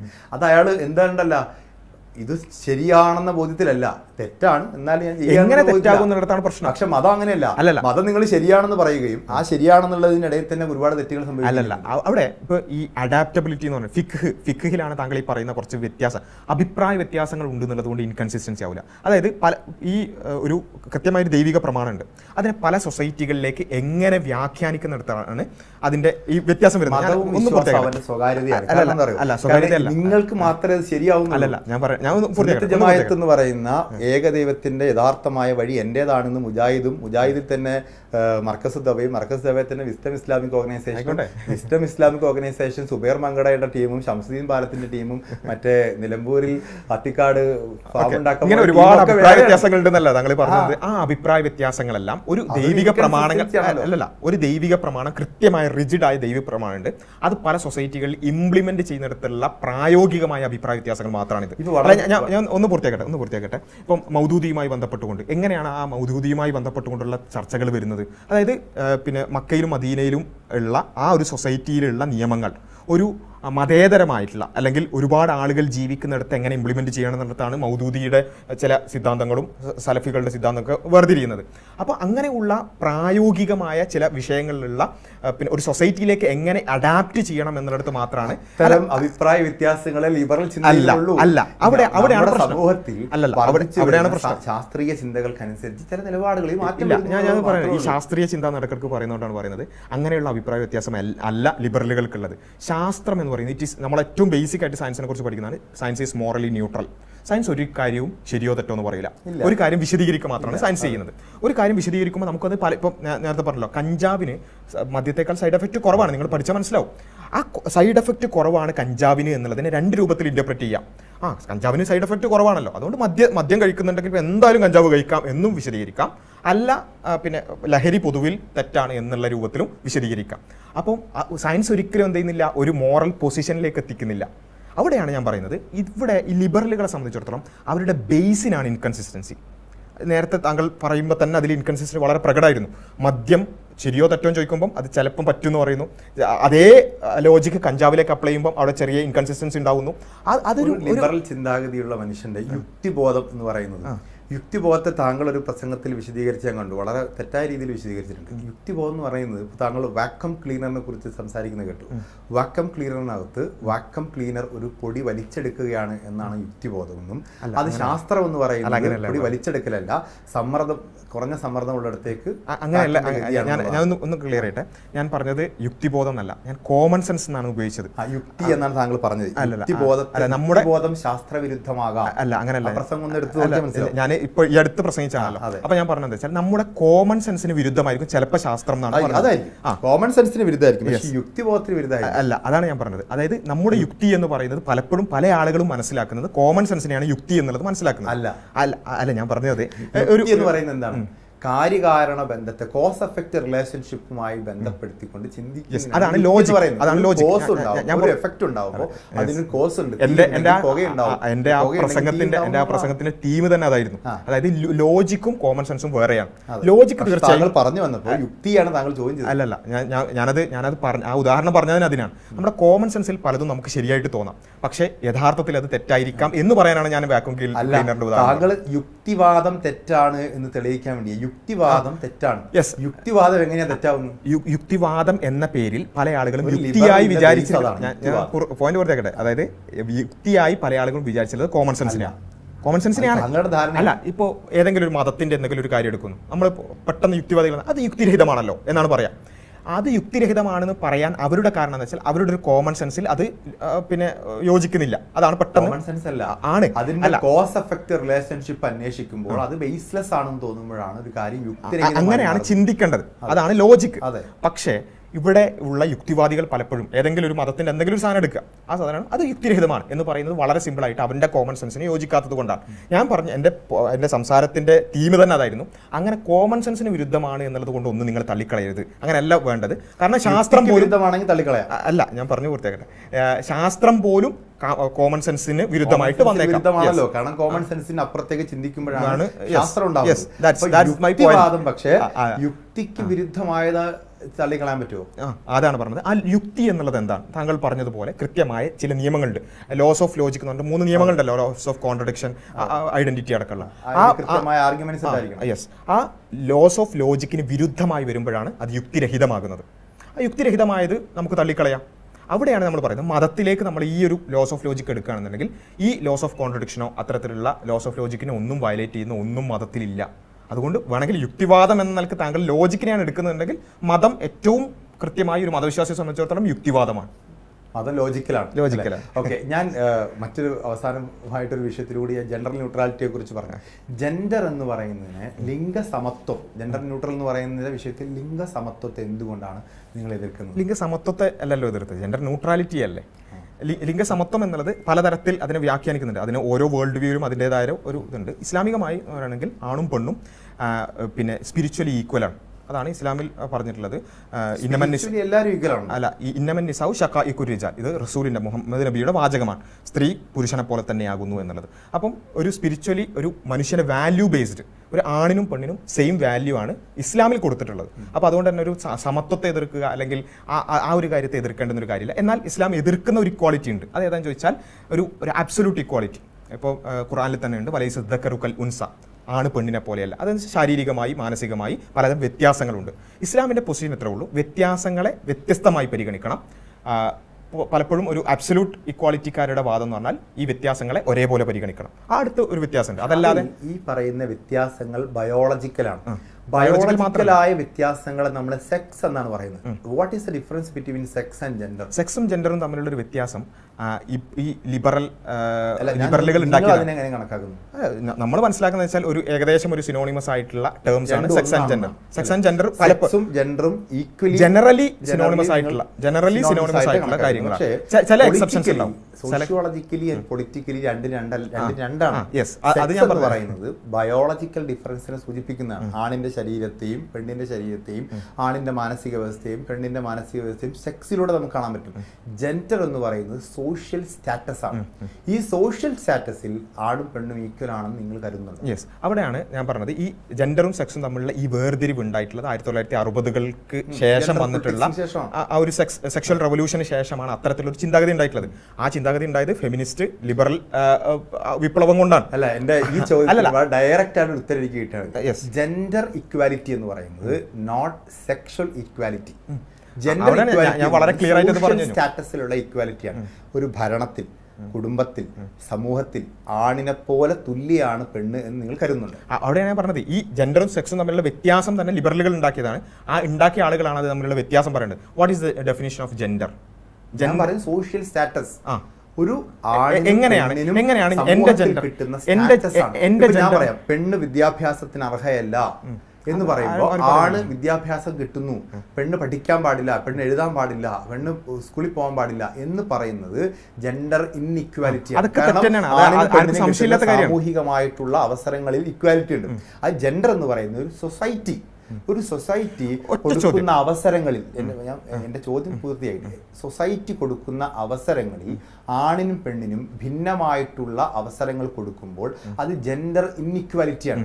അത് എന്തെങ്കിലും അവിടെയാണ് താങ്കൾ ഇപ്പം വിശദീകരിച്ചെടുത്ത് സെക്സും ജെൻഡറും തമ്മിലുള്ള സോഷ്യൽ സ്റ്റാറ്റസ് ആണെന്ന് പറഞ്ഞു. എന്റെ ജെൻഡർ ആണോ പെണ്ണോ എന്നുള്ളത് എങ്ങനെയാണ് വെരിഫൈ ചെയ്യാൻ പറ്റുക? എന്റെ ജെൻഡർ ഞാൻ കരുതണം, എനിക്ക് ആൺ എന്നുള്ള ജെൻഡർ സ്വീകരിക്കാനാണ് ആഗ്രഹമെങ്കിൽ ഞാൻ ജെൻഡർ ഇക്വാലിറ്റിയെ കുറിച്ച് ചോദിക്കുന്നത്, നിങ്ങൾ ജെൻഡർ ഡിറ്റർമിനേഷനെ കുറിച്ചാണ് പറയുന്നത്. വേറെ വിളിച്ച വിഷയമാണ്. അല്ല, ഇക്വാലിറ്റിയുടെ പോയിന്റ് കഴിഞ്ഞിട്ട് ഞാൻ വരാം. ട്രാൻസ്ജെൻഡർ എന്ന വിഷയത്തിലേക്കാണ് പോകുന്നത്. അത് ജെൻഡർ ഡിറ്റർമിനേഷൻ, ജെൻഡർ സ്വയം നിർണ്ണയിക്കാനുള്ള അവകാശത്തെ കുറിച്ചാണ് പറയുന്നത്. അതല്ലാതെ അതിന് മുന്നേ തന്നെ വന്ന ജെൻഡർ പൊളിറ്റിക്സ് ഉണ്ട്. ജെൻഡർ ഇക്വാലിറ്റി എന്ന് പറയുന്ന സാമൂഹികമായ അവസരങ്ങളിൽ വിദ്യാഭ്യാസം, മതം, ഭരണം, ഇത്തരം കാര്യങ്ങളിൽ ആണിനും പെണ്ണിനും സോഷ്യലി ഈക്വൽ സ്റ്റാറ്റസ് ഉണ്ട് എന്ന് നിങ്ങൾ വിദ്യാഭ്യാസ രംഗത്ത് ആണിനും പെണ്ണിനും ഒരേപോലെ അതിനുള്ള ആക്സസ് വേണം. അതിലൊന്നും സംശയമില്ലാത്ത കാര്യമാണല്ലോ. അതിലല്ല ഞാൻ ചോദിക്കുന്നത്. ഒരു കുടുംബത്തിന്റെ നാഥൻ, കുടുംബം എന്ന് പറയുന്ന ഒരു സ്ട്രക്ചറാണ്. ആ സ്ട്രക്ചറിൽ ഇസ്ലാമികമായിട്ട് നോക്കുകയാണെന്നുണ്ടെങ്കിൽ അതിൽ ചില ഹൈറാർക്കികളുണ്ട്.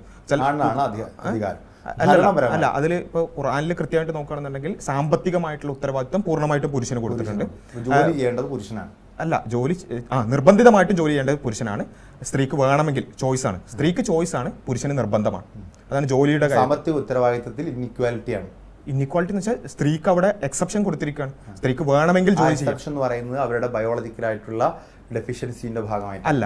അവിടെയാണ് എന്തുകൊണ്ട് സ്ത്രീക്ക് അധ്വാനിക്കൽ ഇസ്ലാം നിർബന്ധമാക്കിയില്ല. വളരെ സിമ്പിളാണ്. സ്ത്രീയെ സംബന്ധിച്ചിടത്തോളം സൊസൈറ്റിയിൽ അല്ലെങ്കിൽ ഒരു ജീവിതത്തിൽ പോരായ്മകളുണ്ട്. അല്ലല്ല, പോരായ്മല്ല, ഞാൻ ഒന്ന് പൂർത്തിയാക്കട്ടെ. അത് ഒരു മുൻധാരണയോടുകൂടി കാണുന്നതിന് പകരം സിമ്പിളായിട്ട് ആലോചിച്ച് നോക്കാം. ഒരു സ്ത്രീയെ സംബന്ധിച്ചിടത്തോളം പുരുഷൻ ഒരിക്കലും ചെയ്യാൻ സാധിക്കാത്ത ചില ബാധ്യതകൾ സ്ത്രീ ചെയ്യുന്നുണ്ട്. ഇപ്പോൾ പ്രസവം അല്ലെങ്കിൽ കുട്ടിയെ മുലയൂട്ടൽ പോലെയുള്ള കാര്യങ്ങൾ, എന്തൊക്കെ ഇക്വാളിറ്റി എത്തൊക്കെ തലതിരിഞ്ഞ് വന്നാലും പുരുഷൻ ഒരിക്കലും ചെയ്യാൻ പറ്റാത്ത കാര്യമാണ്. ഇങ്ങനെ ഓൾറെഡി അമിത ബാധ്യതയുള്ള സ്ത്രീയുടെ മുകളിൽ നമ്മൾ സാമ്പത്തികമായ ആ ഒരു ഉത്തരവാദിത്വം കൂടി 50-50 കൊടുത്താൽ അവിടെ ഇക്വാലിറ്റി വരും, പക്ഷെ അനീതി വരും. കാരണം എന്താ വെച്ചാൽ ഓൾറെഡി സ്ത്രീക്ക് ചില ഉത്തരവാദിത്തങ്ങൾ അമിതമായിട്ട് ബയോളജിക്കലി തന്നെ ഉണ്ട്. ആ ബയോളജിക്കലി അമിത ബാധ്യതയുള്ള സ്ത്രീയുടെ മുകളിൽ ഇപ്പോൾ താങ്കളുടെ വൈഫും നിങ്ങളുടെ ഒരു കുടുംബ ബജറ്റ് ഒരു മാസം 20,000 ആണെന്ന് വിചാരിക്കുക. അതിന് താങ്കൾ 10,000-ഉം ഭാര്യ 10,000-ഉം കൊണ്ടുവന്നിരിക്കണം എന്നുള്ളത് ഇക്വാളിറ്റിയാണ്. പക്ഷെ ഞാൻ പറയുന്നു അവിടെ അനീതിയുണ്ട്. കാരണം താങ്കളുടെ ഭാര്യ അതിനപ്പുറത്തേക്കുള്ള ചില ബാധ്യതകൾ കൂടി ചെയ്യുന്നുണ്ട്. പ്രസവിക്കുക എന്നുള്ള അപ്പുറത്ത് എന്താ ബാധ്യതയുള്ളത്? ഞാൻ പറഞ്ഞല്ലോ, ഇവിടെ ഈ 10 മാസത്തെ പരിപാടിയുള്ളത്. അത് താങ്കൾക്ക് ഒരു പുരുഷനായിരിക്കാം അങ്ങനെ തോന്നിയേക്കാം. അതൊരു പ്രിവിലേജ് ആണെന്നാണ് ഞാൻ പറയുന്നത്. അല്ല, 10 മാസത്തെ ഗർഭധാരണവും പ്രസവവും ഉള്ളത് കൊണ്ട് ഒരു സ്ത്രീ വിചാരിക്കുകയാണ് എനിക്കൊരു IAS എടുത്ത് ഇവിടുത്തെ ആയിക്കോട്ടെ, ആവാം. അപ്പോ അല്ല, താങ്കൾ ഇത് ട്വിസ്റ്റ് ചെയ്യണമെന്നാണ് എനിക്ക് സംശയം. ഒരിക്കലും സ്ത്രീ IAS എടുക്കരുതെന്നോ ഡോക്ടർ ആവണമെന്നോ ആവരുതെന്നോ ഒന്നല്ല പറയുന്നത്. ഒക്കെ ആവാം, പക്ഷെ അത് അവളെ നിർബന്ധിക്കരുത്. ഇത്ര മാത്രമേ ഞാൻ പറയുന്നത്. അവരുടെ ഇഷ്ടത്തിനനുസരിച്ച് പോകുന്ന പ്രശ്നമില്ല. ആർക്കാണ് പ്രശ്നം? അത് ഞങ്ങൾ പറയുന്നത് ഇത് മാത്രമാണ്. അതായത് ഇസ്ലാമികമായി താങ്കൾ ഒരു ഭർത്താവ് എന്ന നിലയ്ക്ക് താങ്കളുടെ ബാധ്യതയാണ് പൂർണ്ണമായിട്ടും കുടുംബത്തെ നോക്കൽ. താങ്കൾക്ക് ഇപ്പോൾ ഒരു 20,000 സാലറി എന്ന് വിചാരിക്കാം. താങ്കളുടെ വൈഫിന് 50,000 സാലറിയുള്ള ജോലിക്ക് പോവുകയാണെങ്കിൽ പോലും ആ 50,000-ൽ നിന്ന് 5 പൈസ പോലും കുടുംബത്തിന് വേണ്ടി ചെലവഴിക്കേണ്ട ബാധ്യത ഇല്ല. അവൾക്ക് വേണമെങ്കിൽ അവളുടെ പോക്കറ്റ് മണി ആയിട്ട് അത് ഉപയോഗിക്കാം. അതുകൊണ്ടാണ് ഇസ്ലാമിക് സൊസൈറ്റിയിൽ ഭരണപരമായിട്ടുള്ള സ്റ്റാറ്റസ് ആണെങ്കിലും ഭരണപരം ഇതിപ്പോൾ ജനാധിപത്യ രാഷ്ട്രത്തിൽ പല പൊസിഷൻസിൽ സ്ത്രീകൾ എത്തുന്നുണ്ടല്ലോ, മുസ്ലിങ്ങൾ എത്തുന്നുണ്ടല്ലോ. അതൊക്കെ സ്വാഭാവികമായിട്ട് സംഭവിക്കുന്നതാണ്. പക്ഷേ ഇതിൻ്റെ ഒരു പോസിറ്റീവ് വശം കൂടി ഞാൻ പറയാം. ഇസ്ലാമിക് സിവിലൈസേഷനിൽ നമുക്ക് ഖലീഫമാരുടെയൊക്കെ കാലഘട്ടത്തിൽ നമുക്ക് കാണാൻ പറ്റുന്ന ഒരു കാര്യം എന്താണെന്ന് വെച്ചാൽ സ്ത്രീകൾക്ക് ഈ ഒരു സാമ്പത്തികമായ അമിത ബാധ്യത ഇല്ലാത്തത് കൊണ്ട് തന്നെ സ്ത്രീകളിൽ സമ്പത്ത് കുമിഞ്ഞുകൂടുന്ന അവസ്ഥ ഉണ്ടാവുകയും അവർ സക്കാത്തിന്റെ വിഷയത്തിലൊക്കെ അവർ വളരെ മുന്നിലാകുന്ന അവസ്ഥ വരെ ഇസ്ലാമിക് സൊസൈറ്റിയിൽ ഉണ്ടായിട്ടുണ്ട്. ഇതാണ് ഇസ്ലാമിക് സൊസൈറ്റിയിൽ ഈ സ്ത്രീക്ക് അമിത ബാധ്യത കൊടുക്കാത്തതിൻ്റെ ഏറ്റവും വലിയ. ഇപ്പം ആദ്യത്തെ യൂണിവേഴ്സിറ്റി, ഈ മോഡേൺ ഏജിലുള്ള ആദ്യത്തെ യൂണിവേഴ്സിറ്റി ഫാത്തിമ അൽ ഫിഹരി എന്ന് പറയുന്ന ഒരു മുസ്ലിം സ്ത്രീയാണ് സ്ഥാപിച്ചിട്ടുള്ളത്. എന്തുകൊണ്ടാണ് അവർക്ക് മദ്രസകളും യൂണിവേഴ്സിറ്റികളും സ്ഥാപിക്കാൻ പറ്റിയത്? അവരുടെ കയ്യിൽ പാരമ്പര്യമായി കിട്ടിയതും അതേപോലെ തന്നെ അല്ലാതെ കിട്ടുന്ന വെൽത്ത് അവരുടെ അടുത്ത് അക്യുമുലേറ്റ് ചെയ്യായിരുന്നു. പുരുഷൻ അതിനുള്ള സ്വാതന്ത്ര്യം ഇല്ല.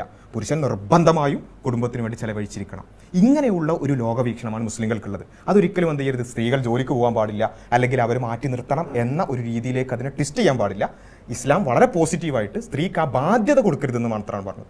സോഷ്യൽ സ്റ്റാറ്റസ് എന്ന് പറയുന്ന ജെൻഡർ ഇക്വാലിറ്റി അംഗീകരിച്ചുകൊണ്ട് തന്നെയാണ് ഇസ്ലാമിക് ഓർഗനൈസേഷൻ സൊസൈറ്റിയിൽ കിട്ടുന്ന അത്തരത്തിലുള്ള അവസരങ്ങളിൽ ജെൻഡർ ഇക്വാലിറ്റി എന്ന് ഉദ്ദേശിക്കുന്നത്. അല്ലല്ല, അത് പലപ്പോഴും ഒരു ഫെമിനിസ്റ്റിക് നെറേറ്റീവിലുള്ള ചില അതിലുള്ള വിശദാംശങ്ങളോട് വിയോജിപ്പുള്ളത്.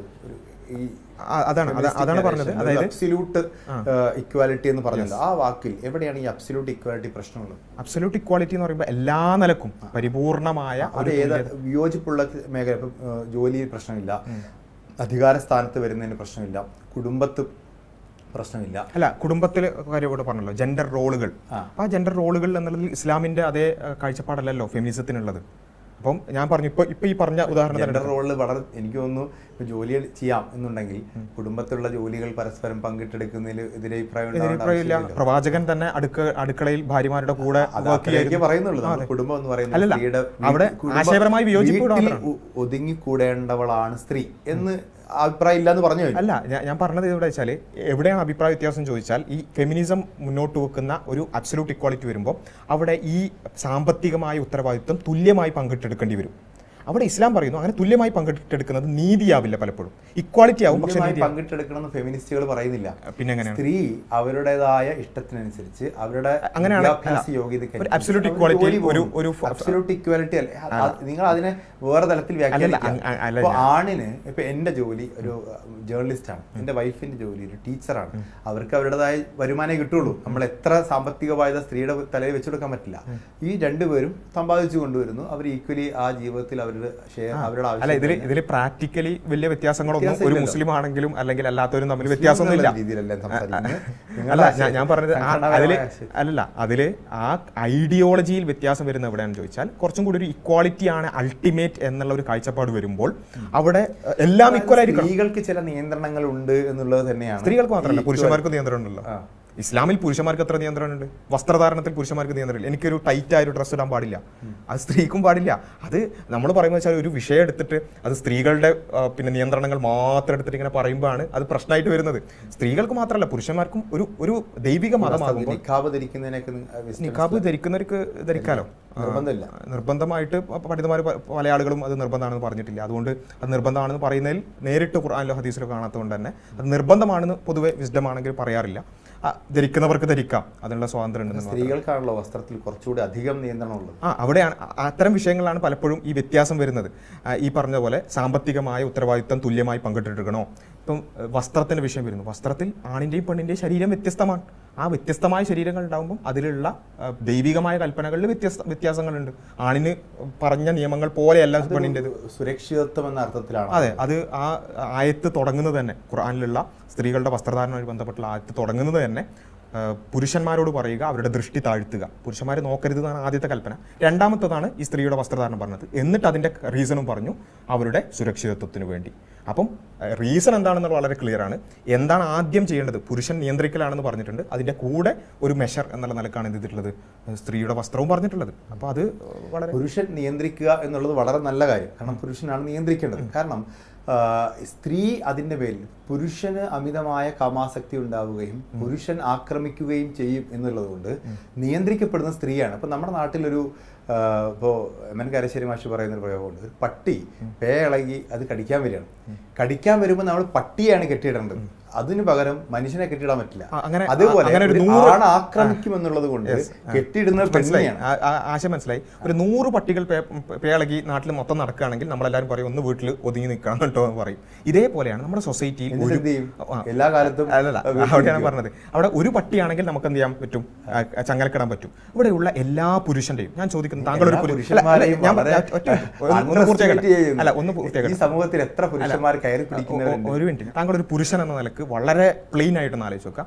എത്ര പുരുഷന്മാർ, നമുക്ക് ഒരുപാട് പുരുഷന്മാരെ പരിചയമുണ്ടല്ലോ, എത്ര പുരുഷന്മാർ ഒരു സ്ത്രീയുടെ നഗ്നത അല്ലെങ്കിൽ ഏതെങ്കിലും തരത്തിലുള്ള ബോഡി കണ്ടാൽ അത് അനാവശ്യമായി ചിന്തിക്കുകയും നോക്കുകയും ചെയ്യുന്നുണ്ട് എന്നുള്ള താങ്കൾക്ക് ഒരു പക്ഷേ ആത്മാർത്ഥമായിട്ട് ചിന്തിക്കുകയാണെങ്കിൽ താങ്കൾ പറയാൻ പറ്റും. അങ്ങനെയുള്ള ഒരുപാട് പുരുഷന്മാർ സൊസൈറ്റിയിലുണ്ട്. അതൊരു അതിക്രമത്തിലേക്ക് പോകുന്ന എത്ര ശതമാനം? അവിടെയാണ് മതത്തിന്റെ നിയമങ്ങൾ എന്ന് പറയുന്നത്. ഇപ്പോൾ ഈ ലഹരി നിഷിദ്ധമാകുന്നു, പിന്നെ വ്യഭിചാരം അല്ലെങ്കിൽ ബലാത്സംഗം നിഷിദ്ധമാകുന്നു, ഇങ്ങനെയുള്ള കുറച്ച് സ്റ്റേറ്റ്മെന്റുകളെല്ലാം മതം മുന്നോട്ട് വെക്കുന്നത്. തീർച്ചയായും അതെല്ലാം നിഷിദ്ധമാണ്, അല്ലാന്നല്ല. അതിലേക്കുള്ള സാമൂഹ്യ സാഹചര്യങ്ങളെ കൂടി നിരുത്സാഹപ്പെടുത്തുകയോ നിരോധിക്കുകയോ ചെയ്യും. ഇപ്പോൾ ഇസ്ലാമിൽ വ്യഭിചാരം എന്നുള്ളത് എടുക്കുക, വ്യഭിചാരം അല്ലെങ്കിൽ ബലാത്സംഗം അതിൻ്റെ ഒരു എക്സ്ട്രീമിൽ പോകുന്ന വേറൊരു കാര്യം. അങ്ങനെയുള്ള കാര്യം ഇസ്ലാമിൽ പൂർണ്ണമായും നിഷിദ്ധമായിട്ടുള്ളൊരു കാര്യം. അതിലേക്കുള്ള വഴികൾ നമ്മൾ വസീല എന്ന് പറയും. അതിലേക്കുള്ള വഴികൾ കൂടി എന്ത് ചെയ്യും, ഇസ്ലാം അടക്കും. ഒരു തെറ്റ് മാത്രമല്ല, തെറ്റിലേക്കുള്ള വഴികളും അടക്കും. അവിടെയാണ് ഇപ്പോൾ വ്യഭിചാരം, ഒരു അന്യരായ ആണും പെണ്ണും തമ്മിലുള്ള ലൈംഗിക ബന്ധം എന്ന് പറയുന്നത് പൂർണ്ണമായും നിഷിദ്ധമാണ്. അത് ലൈംഗിക ബന്ധം മാത്രം നിഷിദ്ധമാക്കിയത് കൊണ്ട് കാര്യമില്ല. അതിൻ്റെ തുടക്കം എവിടെയാണ്? അനാവശ്യമായ നോട്ടങ്ങളിലൂടെയും കമൻ്റടികളിലൂടെ ആയിരിക്കും. ആ നോട്ടം പാടില്ല. പുരുഷനോട് ആദ്യം പറഞ്ഞു, നിങ്ങൾ സ്ത്രീകളെ രണ്ടാമതൊരു കാഴ്ചയോടുകൂടി നോക്കാൻ പാടില്ല. അങ്ങനെ അത് ഇതാക്കുന്നു. അത് ഒരു വഴിക്ക്. മറുഭാഗത്ത് സ്ത്രീകളോട് പറയുന്നു, പുരുഷന്മാർക്ക് അത്തരത്തിലുള്ള ചിന്തകൾ ഉണ്ടാകുന്ന രൂപത്തിലുള്ള വസ്ത്രധാരണം നിങ്ങളും ഒഴിവാക്കണം. ഇങ്ങനെയുള്ള വേറെ സാധനം പീഡിപ്പിക്കപ്പെടുന്നത് സ്ത്രീകൾ മാത്രമല്ല, ഇപ്പൊ ചെറിയ കുട്ടികളായിട്ടുള്ള ആൺകുട്ടികൾ എടുക്കണം. നമ്മൾ തീർച്ചയായും പീഡനങ്ങൾ ഒഴിവാക്കാനുള്ള മെഷേഴ്സ് അവർക്കും ഇതേപോലുള്ള വസ്ത്രധാരണം മതിയോ? അല്ല, ഈ നിലക്ക് ഇങ്ങനെയുള്ള ഞരമ്പ് രോഗികൾ ഉണ്ടെങ്കിൽ തീർച്ചയായും സ്കൂളുകളിലൊക്കെ പീഡിപ്പിക്കപ്പെടുന്ന ആൺകുട്ടികളുണ്ട്. അപ്പൊ അവരൊക്കെ പറഞ്ഞിട്ട് കിടക്കണം എന്ന് പറഞ്ഞാൽ പർദ്ദയല്ലല്ലോ. അതായത് ഇങ്ങനെയുള്ള ഞരമ്പ് രോഗികൾ ഉണ്ടെങ്കിൽ അവരിൽ നിന്ന് രക്ഷപ്പെടാൻ നിയന്ത്രിക്കേണ്ടത് ആ ഞരമ്പ് രോഗികളാണ്. ഞരമ്പ് രോഗികളെ നിയന്ത്രിക്കണം. അതേപോലെ തന്നെ കുട്ടികളെ സംരക്ഷിക്കാൻ എന്തൊക്കെ ചെയ്യണോ അതൊക്കെ ചെയ്യണം. കുട്ടികളെ വസ്ത്രധാരണത്തിൽ വസ്ത്രധാരണം മാത്രമല്ലല്ലോ, അതിലിപ്പോൾ ഇങ്ങനെയുള്ള ഞരമ്പ് രോഗികളുടെ അടുത്ത് പിന്നെ വല്ലാതെ ഇടപഴകുന്നത് നിയന്ത്രിക്കേണ്ടി വരും, അല്ലെങ്കിൽ കുട്ടികൾ അതിൽ നിന്ന് സംരക്ഷിക്കാൻ എന്തൊക്കെ മെഷേഴ്സ് എടുക്കണം അതൊക്കെ ചെയ്യേണ്ടി വരും. അപ്പോൾ നമ്മൾ ഞാൻ ചോദിക്കട്ടെ, ഇപ്പോൾ ഏതെങ്കിലും ഒരു ഭാഗത്ത് കുട്ടികൾ വല്ലാതെ പീഡിപ്പിക്കപ്പെടുന്നുണ്ട്, നമ്മളവിടെ CCTV വെക്കുകയാണ്. അപ്പോൾ നമ്മൾ എന്തിനാണ് CCTV വെക്കുന്നത്? കുട്ടികളുടെ സ്വാതന്ത്ര്യത്തിന്റെ മേൽ കടന്നു കയറണോ? ആ ഞരമ്പ് രോഗികളെ നിയന്ത്രിച്ചാൽ മതി ചോദിച്ചാൽ എങ്ങനെ? അല്ല, അവിടെ സ്വകാര്യതയിലേക്കുള്ള കടന്നു കയറ്റാണെന്നും പറഞ്ഞത് കാര്യമില്ല. ഒരു സൊസൈറ്റിയിൽ അല്ല, അവിടെയാണ് ഒരു സൊസൈറ്റിയിൽ തെറ്റിലേക്കുള്ള സാഹചര്യങ്ങൾ കൂടി നിയന്ത്രിക്കപ്പെടണം. അങ്ങനെ ഒരു സാമൂഹ്യ സാഹചര്യം ഉണ്ടാകണം എന്നുള്ളതാണ് മതത്തിന്റെ കാഴ്ചപ്പാട്. അതല്ലാത്തവർക്ക് അങ്ങനെയും ഇപ്പോൾ ഇവിടെ ആരും വേറെ ഏതെങ്കിലും തരത്തിൽ വസ്ത്രം ധരിക്കുന്നവരോട് എന്തെങ്കിലും പിന്നെ മോശമായിട്ട് നമ്മളാരും പെരുമാറുന്നില്ലല്ലോ. മുസ്ലിം വിശ്വാസികളെ സംബന്ധിച്ചിടത്തോളം, ഇസ്ലാമിക വിശ്വാസികളെ സംബന്ധിച്ചിടത്തോളം അവർ മനസ്സിലാക്കുന്നു, ദൈവികമായി ഞങ്ങൾക്ക് സ്ത്രീയോട് ഇന്ന കാര്യങ്ങൾ പറഞ്ഞിട്ടുണ്ട്, പുരുഷനോട് ഇന്ന കാര്യങ്ങൾ പറഞ്ഞിട്ടുണ്ട്. പുരുഷൻ ഇന്നത് ശ്രദ്ധിക്കണം, നോട്ടം അടക്കം നിയന്ത്രിക്കണം, സ്ത്രീ വസ്ത്രധാരണവുമായിട്ട് ബന്ധപ്പെട്ടുള്ള കാര്യങ്ങൾ അടക്കം നിയന്ത്രിക്കണം. അത് നിയന്ത്രിച്ചാൽ കുറച്ചുകൂടി സുരക്ഷിതമായ സാമൂഹ്യ സാഹചര്യം ഉണ്ടാവും. എന്ന് വെച്ച് പർദ്ദ ധരിച്ച ഒരാളും പീഡിപ്പിക്കപ്പെടില്ല എന്നൊന്നല്ല. ഏതുപോലെ ഇപ്പോൾ ഒരു ഹെൽമെറ്റ് ധരിച്ച ആൾക്കാരും വാഹന അപകടത്തിൽ പെടുന്നുണ്ടല്ലോ. അപ്പം പ്രിവെന്റീവ് മെഷേഴ്സ് നമ്മൾ പരമാവധി പാലിക്കുക. അങ്ങനെ പാലിക്കാൻ ശ്രമിച്ചാൽ ഒരു പരിധി വരേക്കും ഒരു നല്ല ഒരു സാമൂഹ്യ സാഹചര്യം ഉണ്ടാവും. പരസ്പരം ഉപദ്രവിക്കപ്പെടാത്ത, പീഡിപ്പിക്കപ്പെടാത്ത, ഞരമ്പ് രോഗികൾക്ക് അവർ ഉദ്ദേശിക്കുന്ന കാര്യം കിട്ടാത്ത ഒരു സാമൂഹ്യ സാഹചര്യം ഉണ്ടാവും. അതുമാത്രമാണ് ഇസ്ലാം പറയുന്നത്. അല്ലാതെ ഞരമ്പ് രോഗികളെ നിയന്ത്രിക്കണം എന്നല്ല പറയുന്നത്. ഞരമ്പ് രോഗികളെ നിർബന്ധമായിട്ട് നിയന്ത്രിക്കണം. കാരണം പറഞ്ഞാൽ ഇപ്പോൾ ഇന്ത്യയിൽ പോലും അനാവശ്യമായ നോട്ടം കുറ്റകരമാണ്. ഇപ്പോൾ ഇസ്ലാമിൻ്റെ കാര്യം പ്രത്യേകം പറയേണ്ടതില്ല. അനാവശ്യമായിട്ട് നോക്കിയാൽ ഇപ്പോൾ മുസ്ലിം രാജ്യങ്ങളിലടക്കം വ്യഭിചാരത്തിനും അല്ലെങ്കിൽ വ്യഭിചാര ശ്രമത്തിനൊക്കെ ഉള്ള അതിനുള്ള ഒരു പിന്നെ ശിക്ഷ എന്ന് പറയുന്നത് പലപ്പോഴും പറയുന്നത് വെച്ചാൽ അത് ക്രൂരമാണെന്നൊക്കെയാണ് പറയാം. എന്തിനാ ക്രൂരമാകുന്നത്? അല്ലെങ്കിൽ കുറച്ചുകൂടി ക്രൂരമെന്ന് തോന്നുന്ന രൂപത്തിലാകുന്നത്? ഇവിടെയുള്ള സ്ത്രീകൾക്ക് നല്ലൊരു അവസ്ഥ ഉണ്ടാവണം. അതുകൊണ്ടാണ് ഇപ്പോൾ പല മുസ്ലിം രാജ്യങ്ങളും സ്ത്രീകളുടെ സേഫ്റ്റിയുടെ വിഷയത്തിൽ നമ്പർ 1 ആണ്. എന്താ കാരണം? അവിടെ അനാവശ്യമായിട്ട് ഇവിടെ നമ്മുടെ നാട്ടിലൊക്കെ നടക്കുന്ന പോലെ എന്തെങ്കിലും ശ്രമിച്ചാൽ അപ്പം തന്നെ പിടി വീഴും, നല്ല പണി കിട്ടും. നിങ്ങളുടെ ഈ ആശയഗതിയുമായി ഏറ്റവും അടുത്ത് നിൽക്കുന്ന സൗദിയിലൊക്കെ സൽമാൻ രാജാവ് വന്നതിന് ശേഷം വളരെ ലിബറലായി അതാണ് ഞാൻ ആദ്യം പറഞ്ഞത്, സൗദിയല്ല ഞങ്ങളുടെ ആശയം. സ്ത്രീകളും പുരുഷന്മാരും ഒന്നിച്ചിരിക്കുന്ന റെസ്റ്റോറന്റുകൾ ഉണ്ടാവുന്നു. ഒന്നിച്ചിരിക്കുന്ന റെസ്റ്റോറന്റ് എന്നല്ലല്ലോ ഇവിടെ വിഷയം. അതാണ് മാറ്റമാണെന്ന് ഞാൻ പറയുന്നത്. സലഫിസത്തിന്റെ ആശയങ്ങളിൽ നിന്ന് മതപരമായ സലഫികൾക്ക് അവിടെ വലിയൊരു അതീശത്വം ഉണ്ടായിരുന്നു. അത് മാറി അവിടെ റെസ്റ്റോറന്റുകൾ വരുന്നു, ബാറുകൾ വരുന്നു.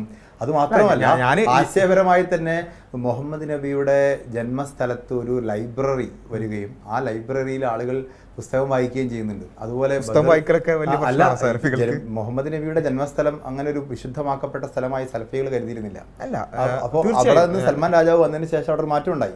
അതിനുശേഷം ബദർ യുദ്ധങ്ങൾ, ഇപ്പോൾ ഉംറയ്ക്ക് പോകുന്ന ആളുകൾ ബദർ യുദ്ധം നടന്ന സ്ഥലത്ത് പോയി അവിടെ സ്ഥലം കാണുകയൊക്കെ. താങ്കൾക്ക് വലിയ തെറ്റിദ്ധാരണകളുണ്ട്. മുഹമ്മദ് നബി ജനിച്ച സ്ഥലത്തിനും മക്കക്കും മദീനക്കും ബദറിനും ഒക്കെ വളരെ പ്രാധാന്യം സലഫികൾക്കും ഉണ്ട്. അതിനൊന്നൊരു സംശയം. അവിടെ നിൽക്കാനോ ഈ ബദർ യുദ്ധം നടന്ന സ്ഥലത്ത് പോയി അവിടെ അത് കാണാൻ പോലുള്ള അവസരം പണ്ടുണ്ടായിരുന്നില്ല. അല്ലല്ല, അതെന്ന് വെച്ചാൽ അതിന് അവർ ആചാരമാക്കണം എന്നുള്ള കാര്യത്തിൽ അഭിപ്രായ വ്യത്യാസമുണ്ട്. പക്ഷെ ആ സ്ഥലങ്ങൾക്ക് അതിൻ്റെതായ പ്രാധാന്യമുണ്ട്. പിന്നെ പറഞ്ഞത് വെച്ചാൽ സൗദിയിൽ മാറ്റങ്ങൾ വരുന്നു. അതിൽ അനാവശ്യമായ കാര്യങ്ങൾ മാറ്റേണ്ടത് തന്നെയാണ്. ഇപ്പോൾ സ്ത്രീകൾക്ക് ഡ്രൈവിംഗ് ലൈസൻസ് കുറെ കാലം ഇല്ലായിരുന്നു, അത് മാറ്റേണ്ടതാണ്. പക്ഷെ എന്നാൽ അതേ സമയത്ത് ഇവിടെയുള്ള നമ്മൾ നേരത്തെ പറഞ്ഞ സെലിബ്രേഷൻ കൾച്ചറൊക്കെ അവിടേക്ക് കൊണ്ടുവരുന്നതിനോട് വിയോജിപ്പാണ്. ഞാനിപ്പോൾ ഈ കഴിഞ്ഞ ഒരു വർഷത്തിനുള്ളിൽ സൗദിയിൽ പോയ ഒരാളാണ്. നിങ്ങൾ ഈ പറയുന്ന രൂപത്തിലുള്ള വ്യത്യാസം ഞാൻ അവിടെ കണ്ടിട്ടില്ല. പക്ഷെ ചില വിഷയങ്ങളിൽ എന്ത് ചെയ്തിട്ടുണ്ട്, കുറച്ച് ലിബറലൈസ് ചെയ്തിട്ടുണ്ട്. അതിനോട് ഞങ്ങൾക്ക് വിയോജിപ്പ്. സലഫികൾ അതിനെതിരെ രംഗത്ത് വരുന്നില്ല. ഇപ്പൊ ഇവിടെ സുംബയ്ക്ക് പറയുന്ന പോലെ അവിടെ വരുന്ന മാറ്റങ്ങൾ അവിടെയാണെങ്കിലും എവിടെയാണെങ്കിലും അടിച്ചേൽപ്പിക്കലാണ് വിഷയം. ഇപ്പൊ സൂംബ എത്ര കാലമായിട്ട് പതിറ്റാണ്ടുകളായിട്ട് ഇവിടെ കളിക്കുന്നില്ല. നമ്മൾ ആരെങ്കിലും എന്തെങ്കിലും ഉണ്ടിയോ? നമ്മുടെ കുട്ടികളടക്കം അതിലേക്ക് നിർബന്ധിക്കപ്പെടുന്നു എന്ന അവസ്ഥ മാത്രമാണ് പ്രശ്നം. അല്ലാതെ സൂംബ എത്ര കാലമായിട്ട് ഇവിടെ കളിക്കുന്നുണ്ട്, എത്ര DJ പാർട്ടികൾ ഇവിടെ നടക്കുന്നുണ്ട്. അപ്പോഴൊന്നും നമ്മളൊന്നും പറഞ്ഞിട്ടില്ലല്ലോ. അതൊക്കെ ഓരോരുത്തരുടെ സ്വാതന്ത്ര്യമാണ്. അത് മുസ്ലിം വിശ്വാസികളടക്കം അതിന് താല്പര്യമുള്ളവർ പോയി കളിച്ചോട്ടെ. പക്ഷെ പൊതുവിദ്യാലയത്തേക്ക് അടിച്ചേൽപ്പിക്കുമ്പോൾ മാത്രമാണ് പ്രശ്നം. അതൊരു കൾച്ചറായി, ഒരു കൾച്ചറൽ ഇമ്പോസിഷൻ വരുമ്പോഴാണ് നമ്മളതിൻ്റെ വിയോജിപ്പുകൾ പറയുന്നത്. Thank you.